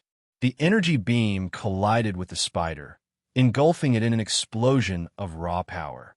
The force of the blast sent shockwaves through the cave, causing rocks and debris to rain down from the ceiling. The spider let out a final, ear-piercing scream as the Kamehameha wave tore through its body, disintegrating it from the inside out. The dark force that had once powered the beast vanished, leaving only the lifeless remains of a terrifying enemy. When the light finally faded, Izuku stood in the aftermath, panting heavily. His body ached, and he felt the toll of using such a powerful technique for the first time. But he knew it was worth it. The spider was defeated, and the dungeon's threat was finally neutralized. The dungeon boss has been slain. Izuku breathes out calmly while walking away from the dead boss, not before accepting status recovery from daily quest. You leveled up, you leveled up, you leveled up, Izuku. Thankfully, I did not take the daily request reward. Who knows what might have happened? He goes back to the beast, wondering. He stabs underneath the boss's head to see what is within. He discovers a unique kind of crystal. Maybe I could sell these, they're one of a kind. He rubs his cheek, causing more BLD on himself. He leans against the chest as the entrance explode from outside. Oh, I forgot these asterisk holes. He thought before checking his stats. Status name, Izuku Midoriya level, 21 class, none alias, none HP, 2650/2650 MP, 400 strength, 51 vitality, 31 agility, 31 intelligence, 31 sense, 31 skills, passive muscularity, 2, active sprint, 2 Kaioken, max Kamehameha, max fatigue, 0 remaining points. 16. The 8 men Izuku had been inside walked into the cave, their eyes widening at the sight of the dead boss and the boy they had tried to kill waiting for them. Ryo, what, this guy is still alive?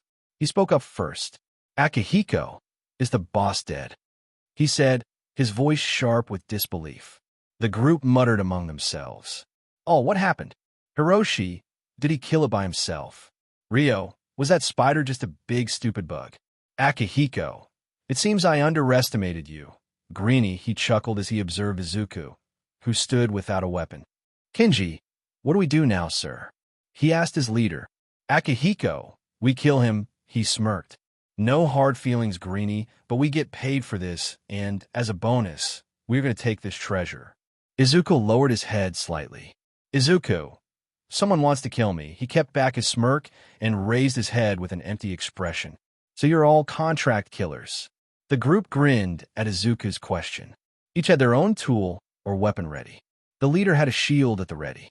Izuku, what a quirk to waste on someone like you, he thought before a notification popped up. An emergency quest has been issued. Emergency quest, kill the enemies. There are entities nearby that intend to murder the player. Slay them and ensure your safety. If this quest is not completed, a penalty will be issued as a result. Enemies required to be killed. 6 enemies killed. 0. Izuku's eyes went wide, reading each message 3 times. Izuku, what is this? He felt his body fill with dread. The Quirk suddenly, his thought was cut off by the flame Quirk user attack that hit him square in the chest. Quest info. Emergency quest, kill the enemies. There are entities nearby that intend to murder the player, slay them, and ensure your safety. If this quest is not completed, your heart will stop. Enemies required to be killed. 6 enemies killed. 0. He was blasted backward to the opposite side of the boss room. Akihiko, let's pick up the treasure and get out of here. If this place closes, we might be trapped. He spoke as Izuku lay spread on the broken rocks, his green eyes empty. Izuku, why? His mind shut down before kickstarting. Why did I forget that? This world focuses on the survival of the fittest more than anything else. His hand clenched around the damaged rocks surrounding him. My thinking was wrong until now. He thought back to getting his butt kicked every day for 7 years. Every day, I walked into and out of school covered in burns and scars. No one ever helped. He slowly sat up. I mistook these dungeons as a safe place. He looked at the quest. Enemy, he didn't feel dread anymore. My quirk is forcing me to kill. If this quest is not completed, your heart will stop. Izuku, kill if you don't want to be killed. He felt some BLD rolling down his face from his forehead. Isn't it weird if I died? This is not a slide of luck or goodness. He crushed the rock in his hand. This is what my quirk needs, HP. 1330/2650 Izuku. My quirk isn't going to make me strong. Izuku looked at the enemies ahead of him. Hiroshi, this guy is still alive. Izuku, it wanted me to be strong. He leaned forward from the throne of broken rock. It's great that it's clear, he stated coldly. The quirk uses me, and I use the quirk. As he stood up, the men became too busy to notice the darkness radiating around him. Yuta, Ryo, has your skill gotten worse? He joked. Kenji, how embarrassing. He should be able to kill anyone with just one shot. Akihiko, Ryo, you should have done it seriously. He leaned against his friend. Ryo, I guess so. He chuckled, but inside he was freaking out slightly. I definitely put my all at the strike. Was my aim wrong? Izuku went forward, his hair covering his eyes and putting a shadow on his face. Izuku, you played around with a person's life, so are you ready to face the consequences? He asked coldly while advancing towards the 6 men. What is that BSDRD saying? One of them said smugly with his arms crossed. Hiroshi, I'll take care of him, boss. He walked over, throwing his arm around Izuku's shoulder. It looks like you don't understand the situation very well, pal. The villain smirked, lowering himself to see Izuku's face. You're in big trouble. Izuku, I think there's been some confusion. He speaks softly but loud enough to be heard by everyone. I'm not the one in trouble here. Akihiko, what? He spoke as a shiver was run by everyone when they heard his next line. Izuku, there were only 6 of you. He stated emotionlessly as his right hand glowed blue. You need more than that. Before anyone could say anything, he flicked his wrist forward, spraying BLD across the floor in front of him. Hiroshi. Only this came from the villain whose throat was just slit as his head rolled on the ground. Izuku's dagger had BLD across the tip of the blade. Izuku 1, he counted off. Enemies required to be killed. 5. Enemies killed. 1. Kenji. H. Hiroshi. Yuta. That BSDRD, when did he? The gang screamed as Izuku walked forward, dagger at his side and pointing downward. Akihiko. Where did he get the knife? Izuku gripped the handle tighter. Izuku. I ended up killing a person. BLD kept rolling off his chin and over his shoulder and neck. A human, although I can say that the quirk orders me. It doesn't change the fact that I killed someone. He looked down at the dead man next to his feet. If I don't kill, I will be killed. I can't run away anymore. He pointed the tip of the blade toward the group. Only the strong will survive. Izuku's entire life had been sheltered in his home. He would break from the slightest touch. Katsuki and his friends tried their best to break his body and spirit. Katsuki broke his body, but he got back up. Alma was the one that broke his spirit, yet he was still standing. He was almost killed by Katsuki, yet here he was. Inside his head, his old self had died in an explosion 2 weeks ago. He was no longer a weakling to be messed with. His eyes burned blue as he glared coldly at the enemies before him. Akihiko, I don't know what he just did, but don't let your guard down. He attempted to remain strong, but the bunch of criminals could see the shadows behind Izuku. Ryo, give him one more blow. He ordered as Ryo created a big fire in his hand and charged. Izuku was in the blast path for a second, then vanished in a blur. Izuku, your quirk is annoying. Ryo's eyes widened as he stared into cold blue eyes before feeling 20 different cuts across his body. Then his world went dark. The others watched as their longtime friend had been ripped into pieces and BLD spread over the room. That BSDRD. 2 opponents attacked Izuku by leaping at him. Izuku avoided the first one as his blade destroyed the floor.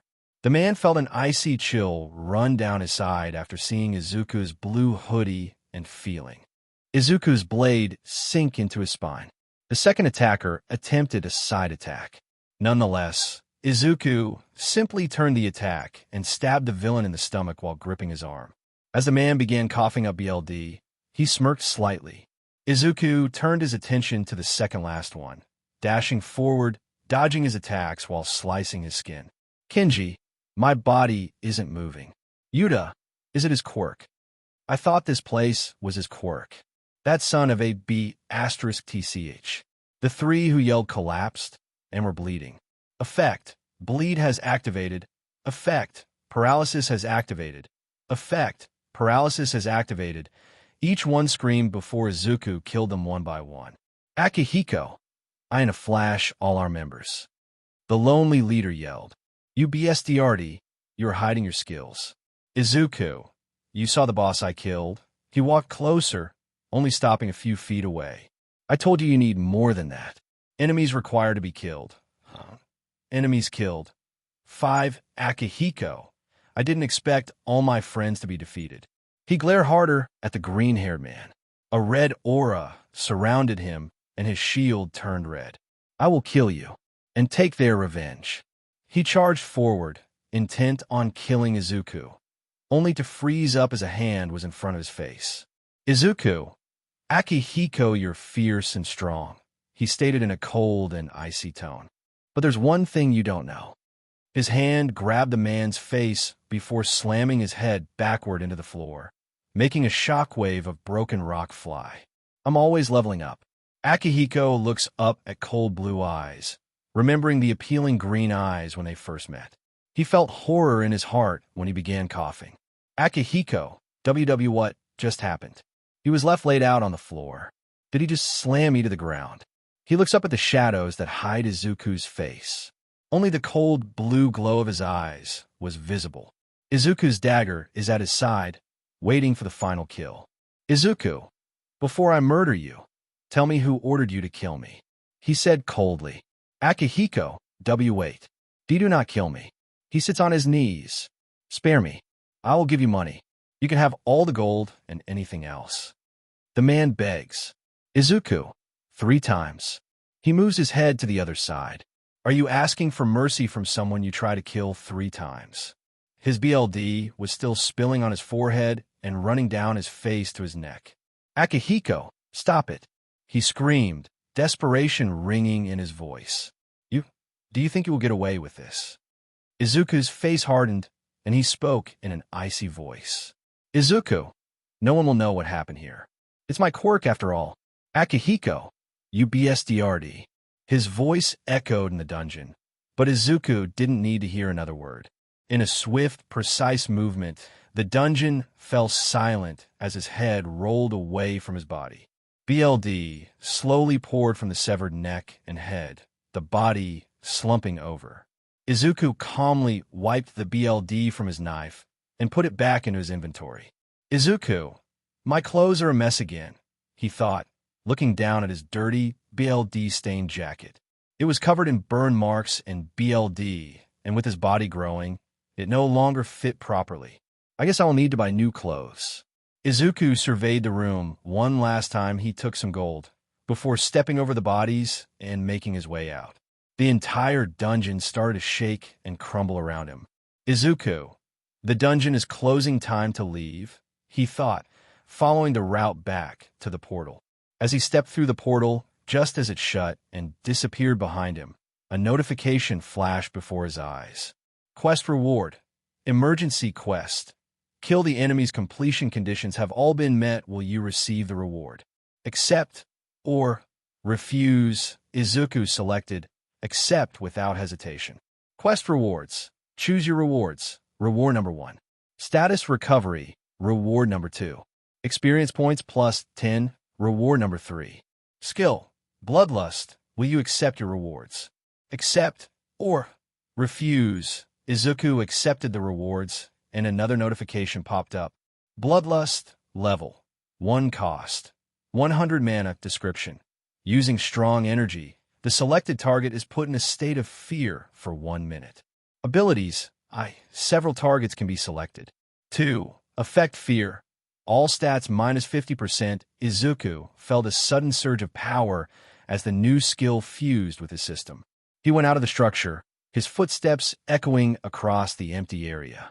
The cool evening air clashed sharply with the dungeon's gloomy aura. He took a deep breath and felt the cold breeze fill his lungs. "Izuku home," he thought. "Time to go home." As Izuku took the bus through the station, the streets were rather quiet. His thoughts went to the events of the day, the battles fought, and the lives lost. He felt exhausted and thrilled. As he was sitting, a group of teenagers eyed his bloody and tattered appearance with a mix of curiosity and fear. One of them, a girl with pink skin, couldn't help but ask, "Hey, are you okay? Do you need help?" Izuku glanced at her, his expression unreadable. "Izuku, I'm fine," he replied tersely, closing the conversation. The group exchanged worried glances but didn't pursue further. When he finally reached his home, he strpped off his ruined jacket and threw it into the trash, then headed straight to the bathroom. Standing under the hot spray of the shower, Izuku let the water wash away the BLD and grime.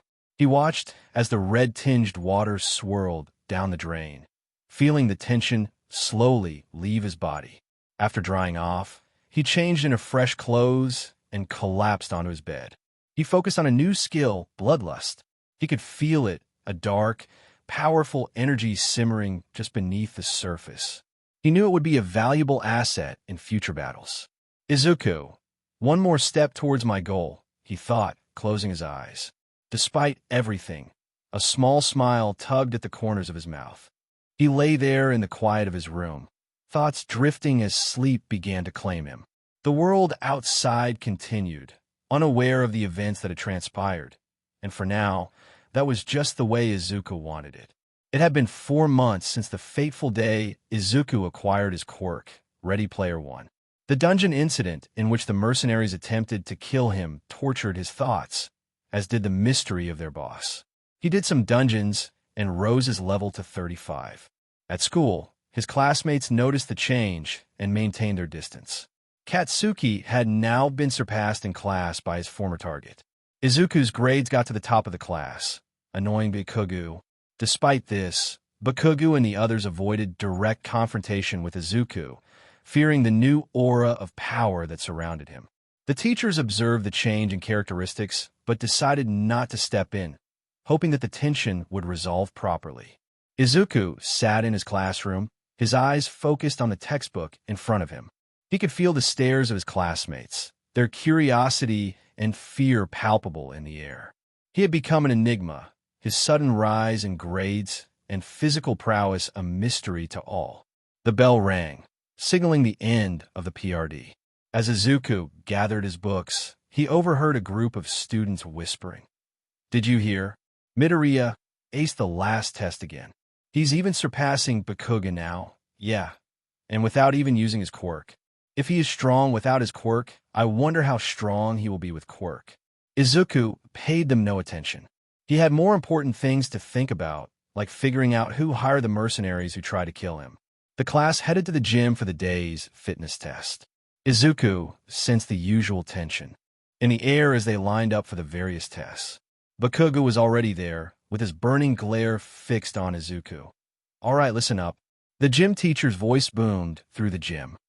"Today we'll be testing your physical abilities. No quirks allowed except one-on-one.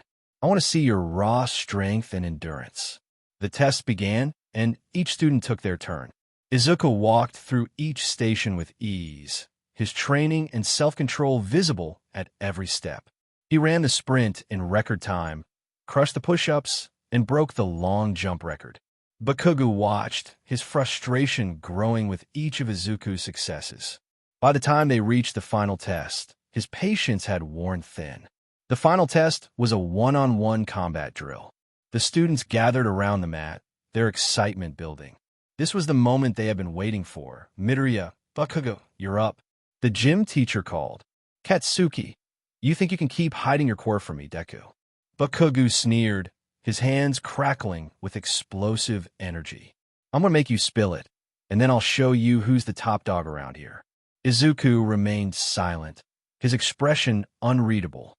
His emerald eyes narrowed slightly as he made a bring it gesture, which made Bakugo angrier. As students gathered for their one-on-one combat rounds, there was visible tension in the air. Izuku and Bakugo stood opposite each other, with the rest of the class remaining at the side, eager to witness their fight. The instructor raised his hand. "All right, Midoriya, Bakugo, you know the rules. No lethal force. Begin." Bakugo wasted no time, launching himself at Izuku with an explosive speed. "Katsuki, I'll crush you, Deku." His hands sparked with explosions as he rushed towards his childhood friend. Izuku, however, remained calm. As Bakugo approached, he sidestepped with ease, his actions measured and accurate. Bakugo's punch missed by an inch, and Izuku responded with a quick, devastating punch to Bakugo's stomach. The impact was instant. Bakugo's eyes widened in surprise as he was lifted off his feet and crashed into the wall behind him, making a loud boom.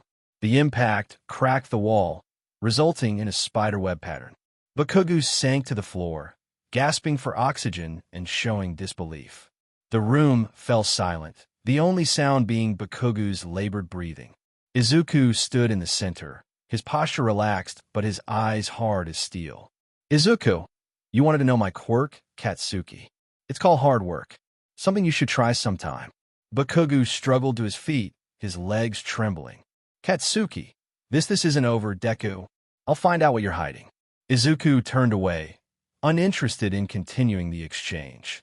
Izuku, believe what you want, Katsuki. Just remember, no matter how much you rage and scream, it won't change the fact that I beat you fair and square. Bakugo lay on the mat, his breath coming in ragged gasps. His mind raced, trying to process what had just happened. He had always been the strongest, the best.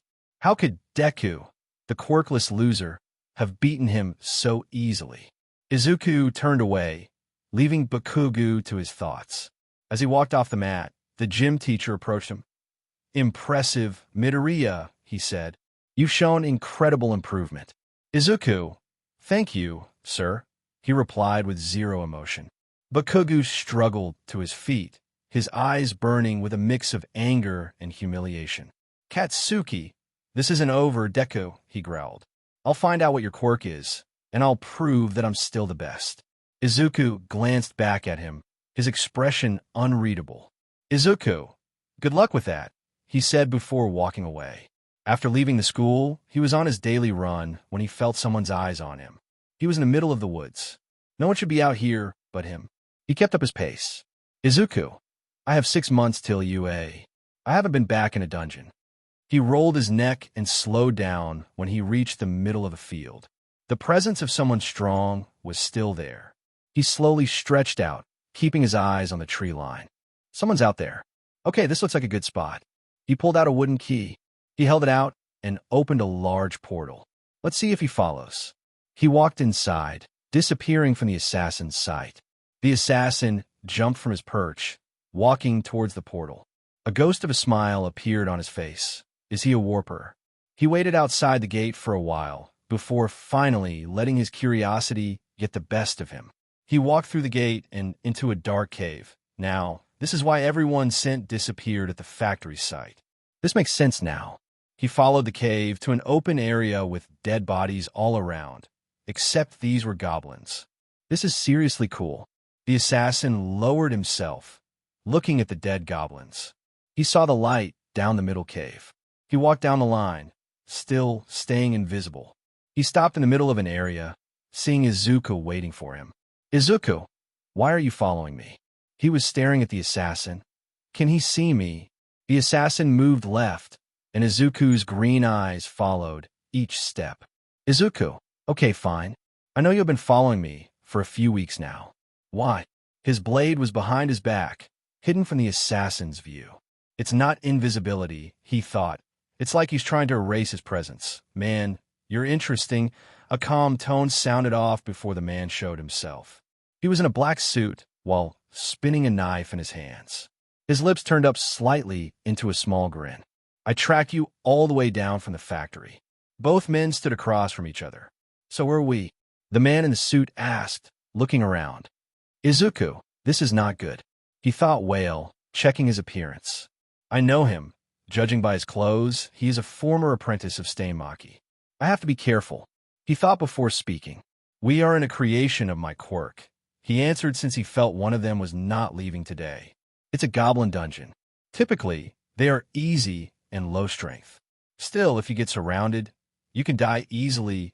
He pointed at the mangled bodies. Now, why have you tracked me all the way here? Maki, someone hire me to find someone you might have killed. Izuku felt uncomfortable a bit. Oh, relax. I'm not a hero. Just a paid murderer. So murderer to murderer, what happened? Izuku. It was in self-defense, he answered lowly. They tried to kill me since they were hired by someone. 3 times they tried. Maki. So interesting. Too bad I got paid to kill you by the same person. I think we would have gotten along well. He pulled a second knife from his back. My schedule fell apart as soon as you made this portal. You know, curiosity got the best of me. Izuku. Well, you know what they say. Both pulled their blades up as they lowered themselves, ready to fight. Curiosity killed the cat. Maki. Satisfaction brought it back. He darted forward, throwing one of his blades at Izuku, making him dodge before he came down with a strike. Izuku blocked the attack with his blade before gripping his wrist and throwing him across the cave. Wow, pretty fast. He looked at Izuku, who was looking with a lack of interest, holding his dagger in front of him. What kind of strength are you hiding? Izuku moved forward, thrusting the blade into Maki's stomach, but stopped as Maki began to split into two people. The one in front of Izuku disappeared. Maki, DM in, you're fast, kid. Izuku, not fast enough apparently. He glared to the side, before attacking again. The blades met with a loud clang as the metal of the blades met. Maki, now, here's a question: why are you hiding your strength? I have seen you punch that blonde. I know for a fact that you could tear him apart, he said as his eyes widened and his grin got more extensive. Why not terrify him? He took the first knife he tossed and dual-wielded them. Let me teach you something that I had to learn from experience. Izuku, since we are asking questions, why are you doing this? Why are you trying to kill me? He questioned, watching Maki's movements, and his eyes started blue as he stared at Masao's psychotic grin. Maki, oh, that's a scary face you have, Midoriya. Lighten up, it's not like I'm doing this for fun. The person you killed in your last little dungeon had an older brother, and his boss paid me enough. Now I cannot just refuse the poor man, he explained teasingly. Silence fell over the dungeon as the two men waited to attack. The assassin moved first, faster than previously, but Izuku countered Maki's dagger with his own. They glared at each other as their daggers sent sparks flying to the side. Maki, it's pitiful that you will die alongside these goblins. He pushed against the Izuku's dagger. Izuku, then you're gonna be pitiful as well, he growled darkly. Maki, what? He said as he was still in the air and his blade clashed with Izuku's. Izuku, because you will die soon. They both kicked off each other before attacking each other faster as time went on. Maki, who would have thought I would meet someone my level? He laughed psychotically. Izuku, our speed is about the same. I need to end this fast, he thought as they bounced off the walls of the cave, trying to get an angle on each other. Izuku's footing slipped some, and Maki used it as an opportunity to attack. Izuku felt every slice and cut Maki inflicted on him as he crossed his arms to protect his vitals. Izuku slid backward before panting. Maki, you're pretty durable, eh? He frowned slightly, seeing his target still standing. Izuku, sorry, but can you lower your killing intent, please? He had a hand on his thigh as he was staring at the floor. Quest info. Emergency quest. Kill the enemy. There is an entity nearby that intends to kill you. Slay him and ensure your safety. If this quest is not completed, your heart will stop. Enemies required to be killed. 1. Enemies killed. 0. Izuku. My quirk is sensitive to killing intent. He lifted his head as Maki saw a darker blue burn from the boy's eyes. It activated on its own again. Maki, allow me to show you something fun. He used his quirk and seemed to vanish like before. Izuku was quickly on guard as he listened and watched. He pulled his blade up, protecting his left side as the daggers met again. Maki, you blocked the attack despite me using my quirk. He laughed freely. Your sense is pretty great. He laughed more. My quirk is stealth. I erase my shape, smell, sound, and even aura. Only I have this quirk. That being said, no one else knows that I have this quirk because no one has ever survived after seeing it, he said as a blade went through Izuku's ankle heel, forcing him to kneel. The tendons in your feet are destroyed, he said as he reappeared in front of Izuku. It would heal quickly if you were immediately healed, but typical healing quirks would never work over long periods. He started to disappear again. Can you even withstand my attacks with that frail body of yours? You won't be able to reach the speeds you used to have, at least. How many minutes until your wounds heal? Your leg, Izuku. He interrupted, still kneeling. Talk too much. Status recovery. His body lit up with green and golden lights. His wounds were stitched back together, leaving only tears in his clothes. Maki, he healed instantly. He stared with wide eyes. What the hell is his quirk? Izuku, relying on your quirk alone definitely has its limitations. I gotta think of a solution. He scolded himself. Maki, a trick the villain watched from above. Or perhaps fake confidence. He moved. He's dangerous. Izuku looked upwards, feeling his heart steel itself. Izuku. Again, one of my emotions died. Even anger itself is a waste on the likes of you. He thought as Maki attacked from behind, ready to kill him. Izuku simply swiped backward, forcing Maki to step back, so he didn't get hit. Maki, he saw through my stealth again. The villain jumped backward from his target. There's no hesitation when you aim for my neck, you are a killer like me. He was pissed off having wasted so much time on this one target. I'm done playing with you, Midoriya. Therefore, I'm unleashing my full power. The assassin sprinted forward, each step getting faster as he vanished. Attack after attack, Izuku deflected the blades until Masao was in front of him, and he rushed forward, ready to end the fight. Izuku's head was down, his green hair blocking his eyesight. Maki, I'm finishing this here, he stated while rushing forward. Izuku, me too, he stated while lifting his head, activating his skill. Kaioken activated. The raw strength of Kaioken went through Izuku's body, increasing his muscles and turning his aura bright red. The cave walls appeared to pulse with the energy he was emitting, casting a crimson shade over the combat area. Maki changed his stance as he sensed the sudden change in deadly force. His normal confidence faded, replaced by an instant of fear and dread. Izuku's speed increased exponentially, his form becoming a blur of motion. He dashed forward, his blades striking with precision and ferocity. Maki barely managed to deflect the attacks, each clash sending shockwaves through the cave. The air was filled with the sound of metal hitting metal, scattered by grunts of exhaustion and the slightest scream of pain from a certain killer. Effect: paralysis has activated. Effect: bleed has activated. Maki: poison. He said he tried to move, but couldn't. I see. It's your dagger. He glares at Izuku, who looks like a demon in a red aura. The enemy's resistance was too high. The effect was cancelled. Izuku: not bad, he states while panting from exhaustion. When Maki noticed Izuku panting, he tried to use his stealth to disappear from sight. But Izuku's heightened senses, boosted by Kaioken, detected small variations in the air, even the slightest sound of a step. He spun around just in time to deflect a dagger aimed at his back before reacting with a strong kick that sent Maki crashing.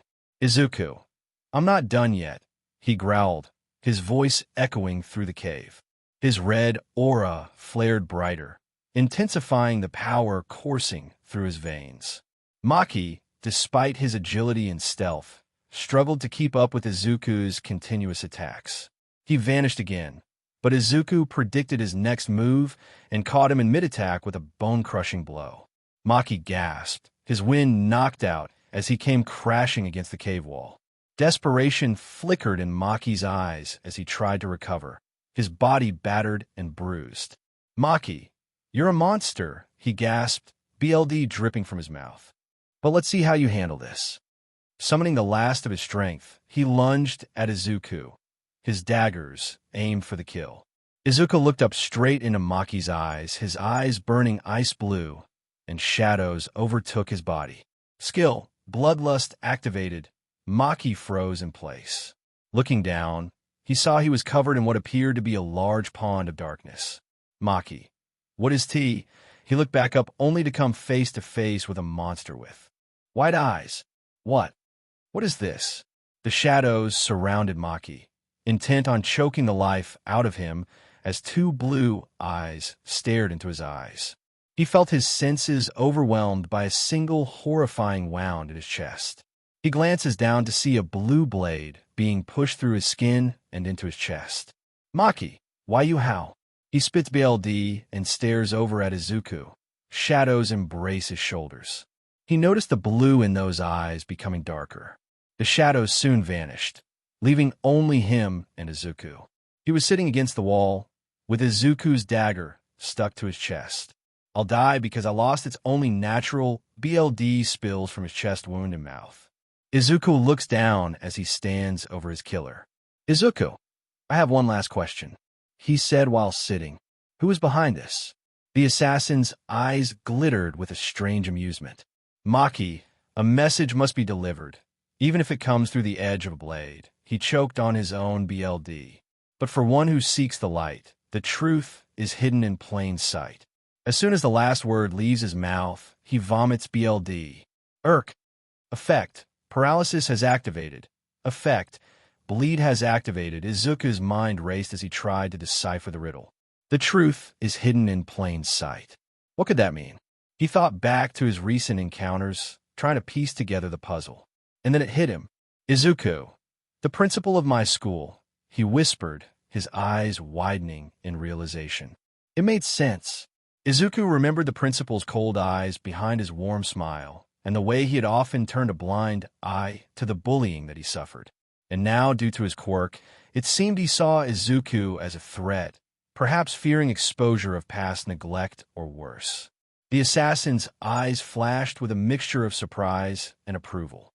Maki, clever boy, he said, but knowing the truth won't save you. Izuku's jaw tightened. Izuku, we'll see about that, he said. The assassin laughed again, but there was a hint of resignation in his voice. Maki, you have no idea what you're getting into, he said weakly, but you'll get stronger. Izuku, how strong do you think? Maki, your shadow is connected to darkness, he said as his head fell forward again, losing his strength. You will become as strong as your shadow's depth in the dark. Alarm. Quest complete. You have completed emergency quest. Kill the enemies. Alarm. Skill. Bloodlust is leveled up. Izuku sighs, ignoring the warnings for the time being. For the portal to close, he had to kill the boss. Ripping the blade from Maki's chest, he goes to the cave on the left. At the end, he saw wooden doors where boss room was located. After killing the boss, Izuku walks out of the portal just as it becomes hard and disintegrates. He sits down in the grass where he begins the dungeon before lying down just as the menu pops up. Alarm. You leveled up. Alarm. The player has reached the required level. Izuku. Required level. He thought while reading. Quest alert. A class evolution quest has arrived. Quest alert. Will you accept the quest? Accept or refuse Izuku. A class evolution. He wonders before recalling his status sheet. Status name, Izuku Midoriya level, 40 class, none alias, none HP, 7500/7500 MP, 656/50 strength, 95 vitality, 60 agility, 95 intelligence, 53 sense, 80 skills, passive muscularity, 2 active bloodlust, 2 sprint, 2 kaioken, max kamehameha, max fatigue. 0 remaining points. 1 Izuku. I'll deal with that rat. Principal, later. He thought while lying on the grass. Tomorrow is the weekend, so I should prepare for this dungeon since this is an S-rank dungeon. He thought as looking at the key. Demon Castle's key. Item class. S. Item rank. Legendary type key. A key that allows you to enter the dungeon. Demon Castle. You may use this in the XX*** location **XX. The next day, Izuku did his daily routine and went to the location. He examines the key in his hand before gazing up at the abandoned tower. His black pants and jacket probably made him appear like a delinquent or something. He sighed and looked about. Nobody was near the tower or inside it. Izuku. That's good, I suppose. But why the hell did my quirk always choose a location like this? He thought before shrugging. Whatever. Izuku reached forward, pulled out his key, and opened a gate. A large red portal sparked to life, and red electricity ignites the tower's entrance with red light. As soon as the portal opens, Izuku walks through while summoning his dagger. He wasn't sure what awaited him on the other side. On the other side, he could see inside the gate and looked around. The entrance was a space in the middle of a destroyed cityscape, with burning buildings and rivers of molten lava forming a terrible atmosphere. Smoke and ash covered the air, creating a creepy, hideous atmosphere. Izuku breathed deeply as he tightly gripped Venonazura's fawn. He knew the journey ahead would be dangerous, but he was prepared. Because of his keen senses, he detected the presence of several creatures lurking in the shadows of the city ruins. Izuku, let's dance, he whispered to himself, smirking slightly, clutching Venonazura's fawn tightly. His dagger flashed dangerously in the blazing light. He took a deep breath and went into the inferno. The air was heavy with heat and a smell of sulfur. Izuku advanced slowly, his senses on high alert. His sensing skill revealed several dangerous presences hiding in the shadows. He didn't have long to wait until the first wave of minions struck. From the flaming debris came a pack of hellhounds, their eyes flashing red and their bodies engulfed in flames. They scowled and roared, lunging at him with terrible assault. "Izuku, time to put you down," he said, activating sprint. His speed grew immensely, allowing him to easily avoid the hellhound's attacks. He used quick, accurate motions to strike with his dagger, each slash providing the paralyze and bleed effects. The hellhounds shrieked and collapsed, unable to move as their lifeblood drained. One hellhound attempted to catch him off guard, clawing at his leg with its burning claws. But Izuku was quick to react with a strong slice that split the creature's head. "Alarm! You have slain a hellhound. You have slain a hellhound. You have slain a hellhound." As the last hellhound fell, he took a break to catch his breath and examine the loot. He discovered several minor health potions and a piece of enchanted armor that provided some fire resistance. He sold the items from his inventory and earned 10,000 gold coins from the hellhound's loot. Izuku. Only the beginning, he thought while scanning the flaming landscape ahead. Izuku went through the city, encountering more terrifying enemies.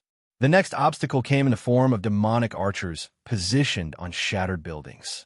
Their arrows, filled with hellfire, were bombarded down on him as he crossed the dangerous streets.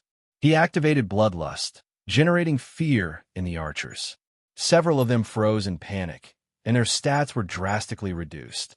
He used Sprint to cross the gap between them, leaping from rubble to rubble. He took them down one by one, his dagger sparkling in the light of the fire. "Alarm! You have slain a demonic archer.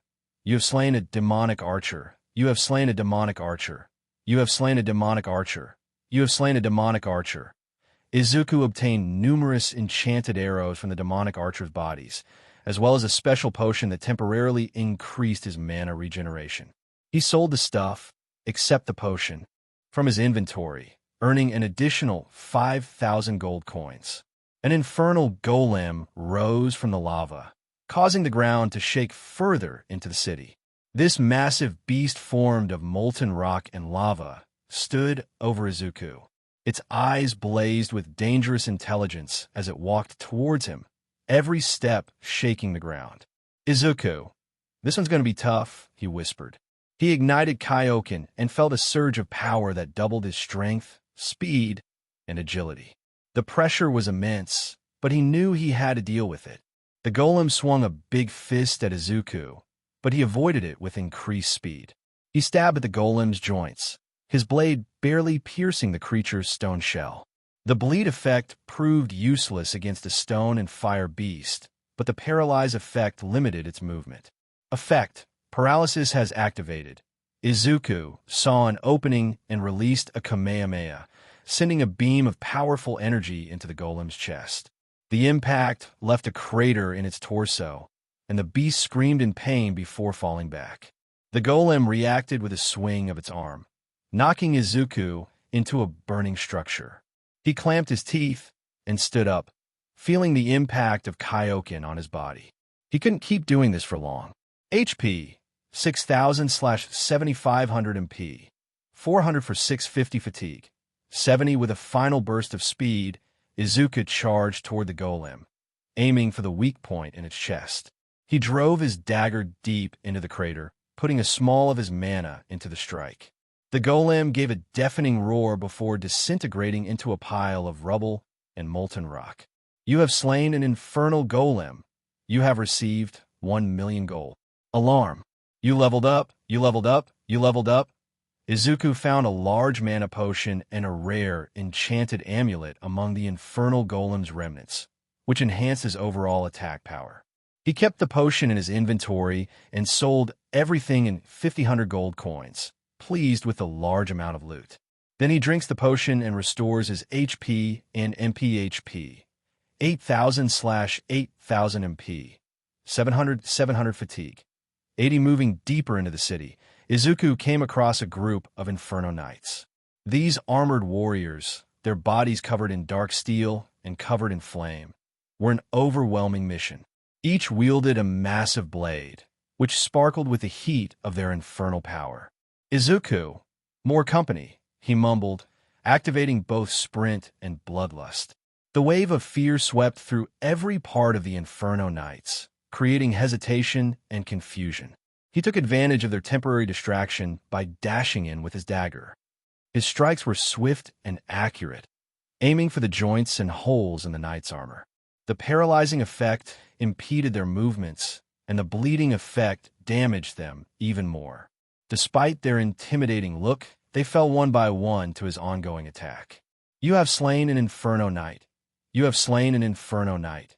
You have slain an Inferno Knight. You have slain an Inferno Knight. You have slain an Inferno Knight. You have slain an Inferno Knight. You have slain an Inferno Knight. Several armor components were recovered from the defeated Inferno Knights. He sells the stuff from his inventory for 8,000 gold. Izuku's journey across the destroyed city had been difficult, but he knew the worst was about to come. As he approached the city center, the air became cooler, a strange chill piercing through the heat of the fires.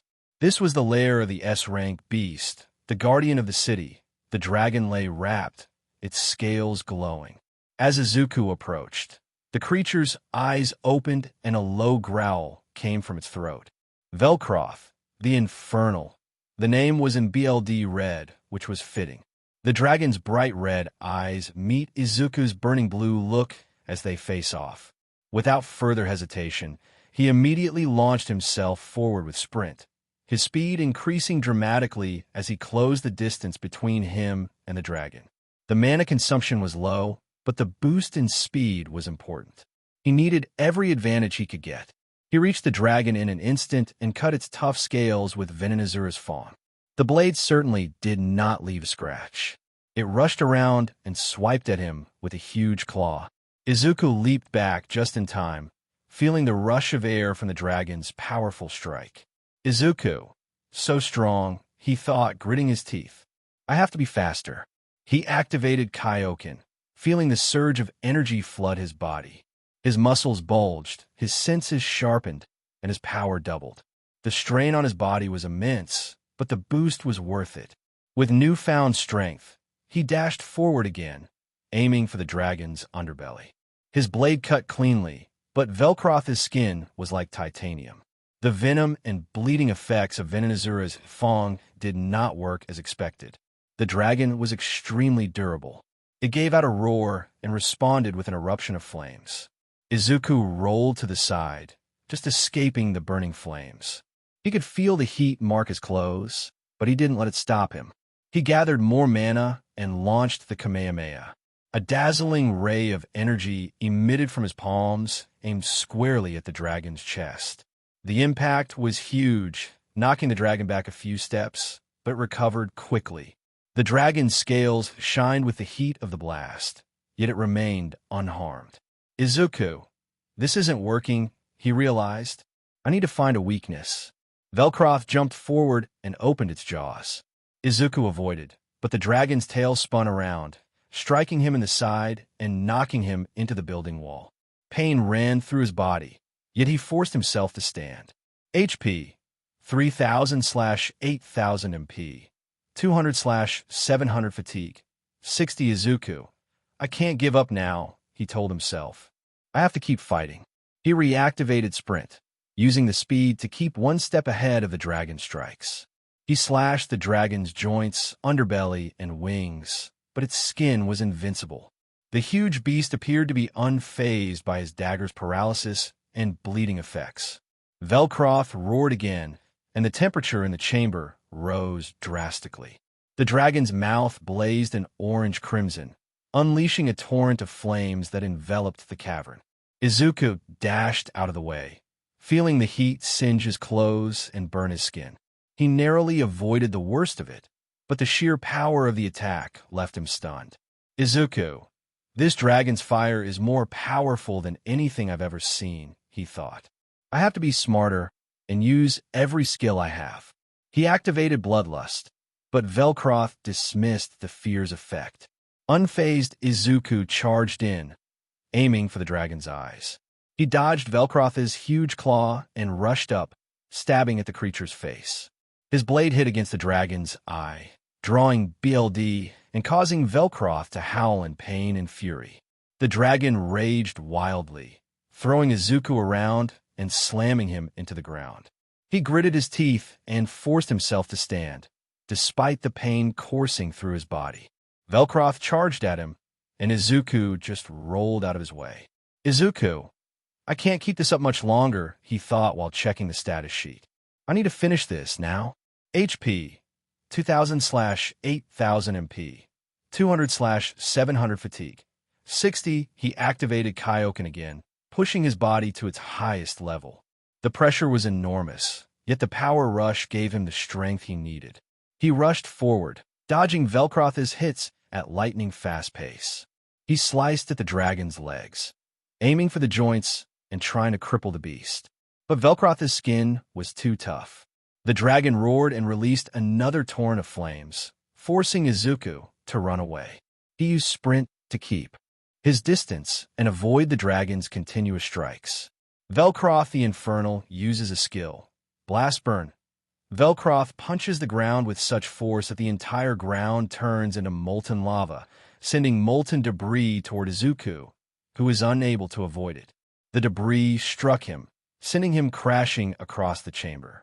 He collided with the wall, and pain rushed through his right arm. He looked down and discovered, to his horror, that his limb was gone. Izuku-ga! He screamed, holding the point where his arm once was. BLD flowed from the wound, and he felt dizzy. HP, 680/8000, he was bleeding rapidly. HP, 475/8000, Izuku grits his teeth while his HP is decreasing. HP, 308/8000. Alarm. As your health is below 30% skill, Perseverance will activate. Damage taken will be reduced by 50%. Izuku's eyes follow the message as he reads it.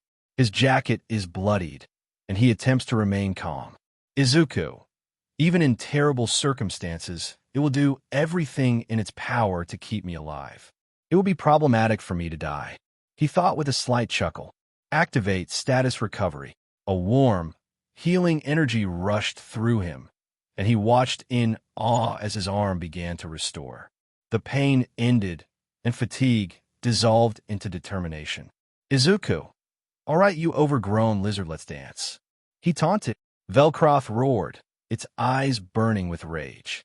The dragon leaped at him, but Izuku was prepared. He activated Kaioken again and felt the same rush of strength. He dodged the dragon's claws and stabbed its eyes, temporarily blinding it. Velcroth screamed in pain, and Izuku took advantage of the opportunity. He gathered some mana and unleashed a massive Kamehameha, aiming straight at the dragon's chest. The beam of energy went forward and impacted Velcroth with incredible force. The impact was enough to crack the dragon's scales, and Velcroth let forth a thunderous roar of pain. Izuku refused to give up, pushing all of his effort into the onslaught. Finally, with one last furious push, the beam pierced the dragon's defenses. The massive beast crashed backward, its chest burning from the strike. Velcroth's eyes burned with stubborn rage. The dragon's skin was scratched and burned, but it appeared more angry than weak. Izuku realized he needed a different plan. Pure force would not be enough to destroy such a powerful beast. Velcroth roared, unleashing another torrent of fire. Izuku sprinted to the side, narrowly escaping the inferno. He activated Kaioken once again, feeling the pressure on his body, but knowing he needed more power. He ran forward, striking at the dragon's legs and underbelly, but his blade barely scratched its tough scales. Izuku, I need to find a weak spot, he thought, his mind racing. He looked at the dragon's body for any signs of weakness. Then he noticed it, a small, lightly glowing area on Velcroth's chest, where his previous attack had cracked the scales. That's it, he realized. I need to hit that spot with everything I've got. Velcroth lunged at him, jaws biting. Izuku dodged and rushed around the dragon, attempting to position himself for a direct attack at its weakest place. The dragon's tail spun around, and he barely managed to jump over it before rolling to his feet and accelerating himself forward. With an eruption of energy, he activated Kaioken to its full potential. The strain was painful, but he ignored it. He had to finish this right now. He gathered all of his remaining mana and charged a Kamehameha. "Izuku, take this," he shouted, releasing the beam of energy directly at the glowing spot on Velcroth's chest. The beam struck accurately, hitting the weak place with incredible force. Velcroth roared in pain as the impact destroyed the damaged scales. The dragon stumbled backward, its steps getting slower. Izuku didn't give up. He sprinted forward with sprint, closing the gap and slicing the exposed flesh with Venonazura's fang. The dagger's venom eventually took hold, and the dragon's movement slowed even further. BLD flowed from the wound, but Velcroth was far from defeated. Velcroth roared again, fire blazing the corners of its mouth.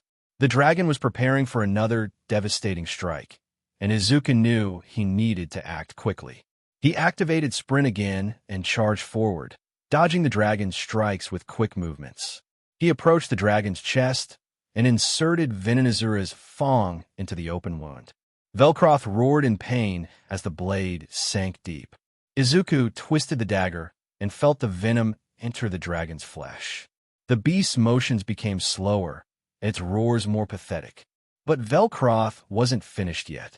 With one last desperate attempt, the dragon tried to unleash a huge burst of fire.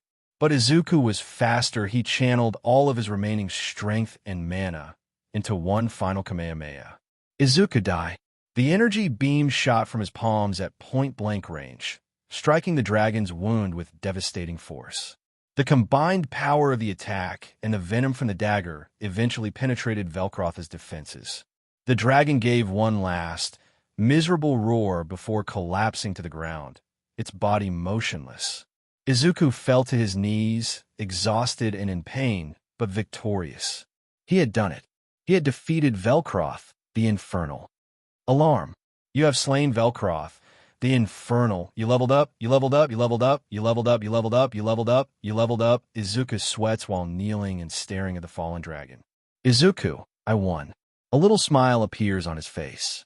His whole body shuddered as he stood up. That was very close. He was more powerful than me in every way, he said before a blue screen popped up.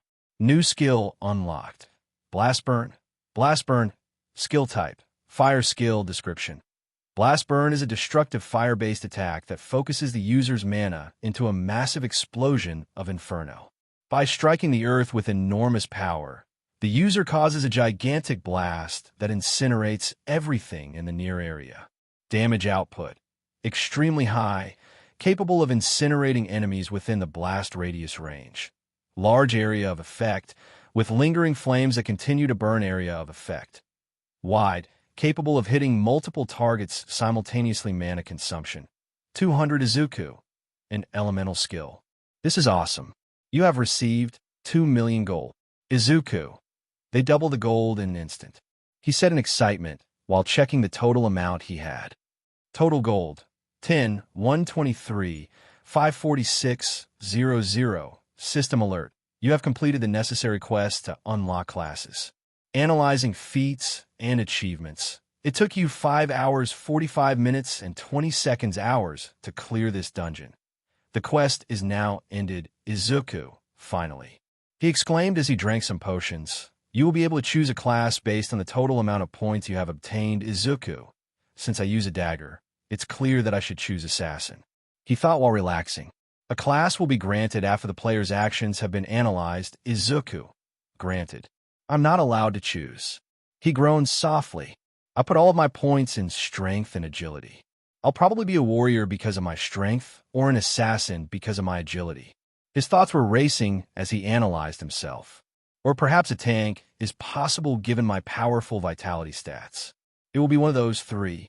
He nods in agreement with his choice. Either way, I'll get stronger. Analyzing subject: Izuku Midoriya, brave warrior who faced Hell's Gate, conqueror of Velcroth, sealing its fate with speed and strength.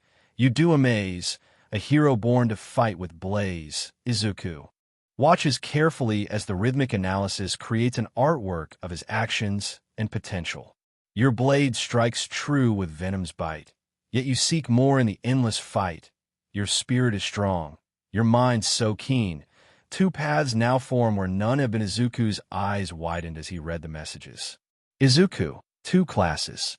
A shadow in the night, swift and sly, eyes that see through any lie.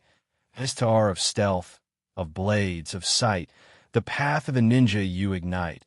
Izuku's eyes widened in disbelief. Izuku, a ninja. I knew that my stealth and agility were good, but as a ninja, so cool. He thought with stars on his eyes, while the system continued. Yet darkness too within you lies, with power to match the heavens' cries. Devil hunter, fierce and bold, wielding might both new and old. As soon as system wrote these words, Izuku was engulfed in bright blue light. Izuku, what the? Two paths converge within your soul, ninja's stealth and hunter's goal, with eyes that see and power unbound.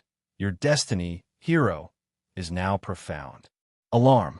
Your class is Ninja/Devil Hunter. Thank you for joining us on this journey through What If Deku Acquired Leveling Quirk. We hope you found it as captivating as we did. A big thank you to SherryBro for creating such an engaging story. Don't forget to visit their profile on Wattpad for more fantastic works. The link is in the description below. If you enjoyed this video, please give it a thumbs up, share it with your friends, and subscribe to Zenin Fanfics for more intriguing explorations into fanfiction and fantasy. Your support helps us create more content like this, and we love hearing your thoughts and suggestions in the comment section. See you soon in the next video.